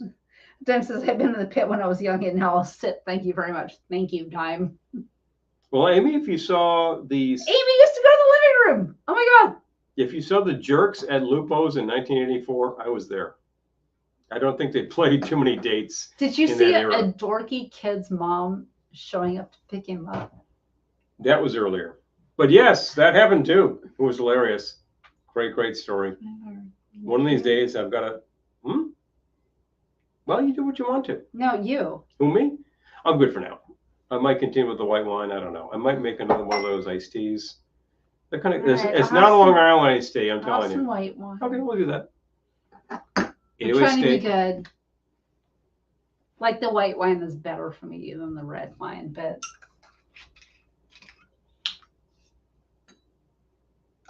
we can all pretend. Mm-hmm. Thank you. Well, it's wine. It's the wine. Wine. This is crazy. Wine. Fun stuff. If I see a band these days, I might want a little white wine. And he would say, "Oh wow." Wait, hold on. Who? This Now what? moved in the Eric, this moved in the middle of your comment. So Seriously? like, it was in the middle of your comment, and then I was reading Dime's comment. Hold on. Hello. Mm-hmm. 808 state back in the day, and everyone dancing like crazy. You see them now, and nobody in the audience is moving. Fully.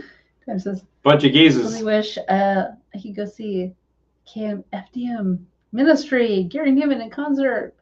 To behave and say, "Oh, save my nickels for Ohana." I know. Dime, I get it. I know. I really Seriously, you really have to.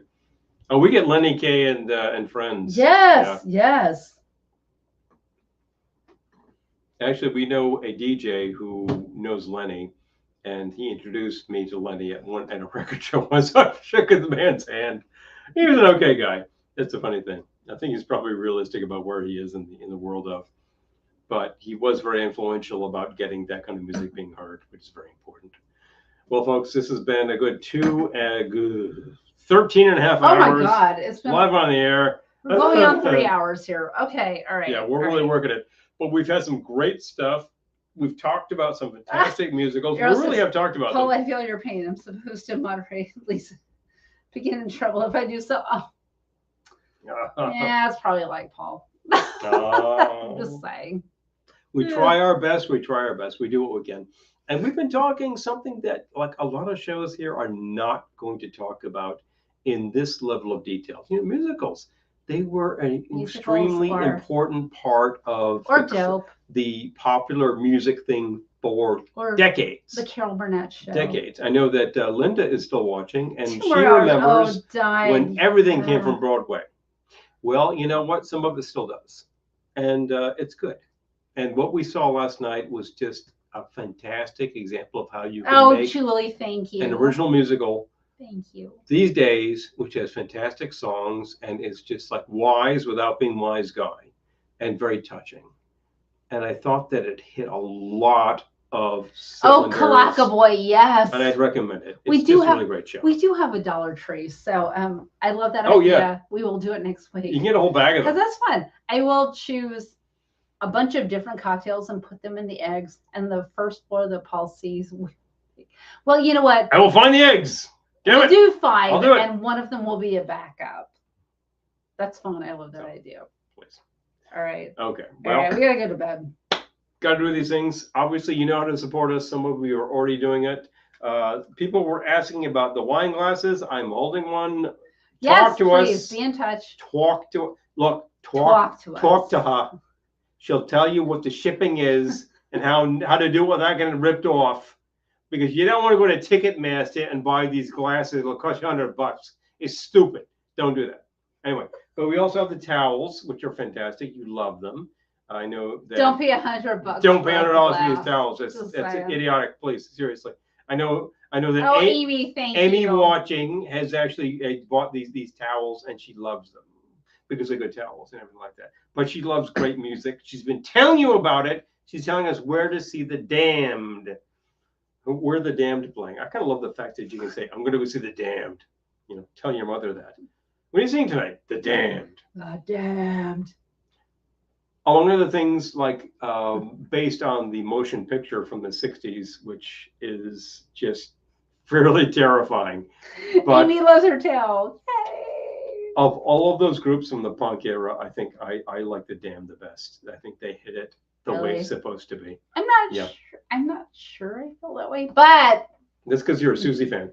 We can pick this conversation up next week. Pick the brains. Punk rock. When we have 4 Easter eggs worth of drinks to make.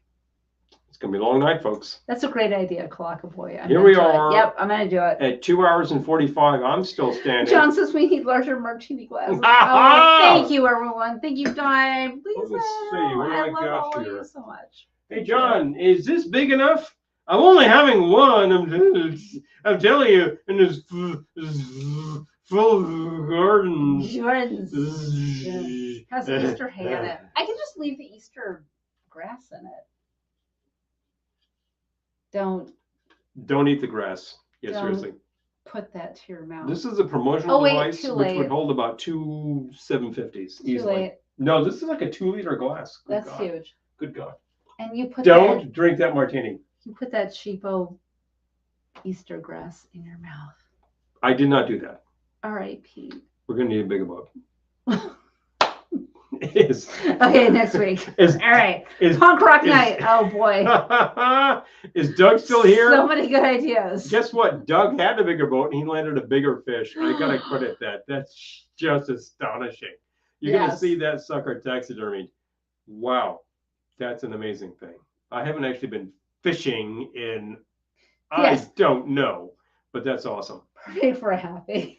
Yeah, Texas. exactly. It's a good one from when the cop asked, "How many did you drink?" Just one. Just one, officer. Just one. Just let me off. I'm good. Right. No, you're not. All right. We love you all so much.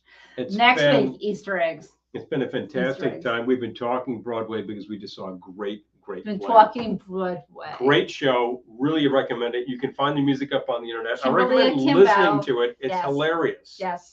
And it's actually, if you see the show, it's very poignant. I gotta say. 87 degrees. Like There I you go. could be more jealous, but now I am. Don't talk.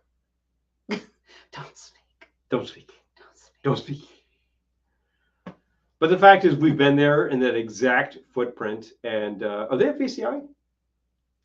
Yes, the Royal Cancun. Oh man. Oh geez. Formerly known as VCI. That's like my The Royal favorite of Cancun. all of those. And some of them Yeah. are huge hotels with crazy pools, but like VCI, man, that just captures it. You gotta love that. Good night, John Boy. Very Mediterranean. John, exactly. Okay. Well, All we right, could. This is like a tortured long goodbye. we could say goodbye for the next 20 minutes. Good night, Grandpa. And the fact is, people would be actually talking and saying goodbyes and be waiting and waiting and Goodbye. waiting for me with anticipation. It's like the New Jersey. Goodbye. Good night. Patient. Good night, Speaking of everyone. Broadway See you next shows, week. you know, Rocky Horror Show, not Picture Show, is a legitimate Broadway show. Yes, it is. And you know what? It's well worth saying. We saw it in 2001. It was astonishingly fun. But Dick It was a Cavett. really great, and the narrator, it was Dick Cavett. You cannot Yes, beat we that. did. That was so cool. You want to hear it sometime? Talk to me. Talk to me. Anyway. Cue the walls closing. Yes, exactly. This is a torture goodbye. All right. All right. You remember that the author, the major author behind the Waltons, also wrote for the Twilight Zone. Oh boy, big fun, folks! It's been fantastic. I'm Yes. so glad that we can yak with you for almost 3 hours. Oh my God. It is almost 3 hours. Holy Ugh. crap. Ba-ba-ba-ba-bum. Because I guess I have enough like staying power to keep going through a broadcast. Fantastic. And we will see you next week for I don't know, but this one Easter we'll tell you eggs. about it. Oh, Easter eggs, yes. And hide some Easter eggs. Easter eggs actually belies Easter eggs, and we'll go with that. Easter eggs belies Easter eggs. What? Yeah. Well, we'll figure it out by that point. But it's just great that you could join us for this amount of time because we're just talking about things. We're glad you could. We're glad we could see you. We're glad you could join. Go eat your frozen pizza. Thank you, John. I pledge Oh yeah. you. I hope it's cooked by now. And if you have any questions, just drop us a line. If you want to buy product, we have right here. Oh, I'm getting tired. The simple fact is, you go. Fall you asleep. remember something? Go crash. No matter where you are, no matter what you do, you got to remember. Here's a very important thing. We will see you soon. Good night.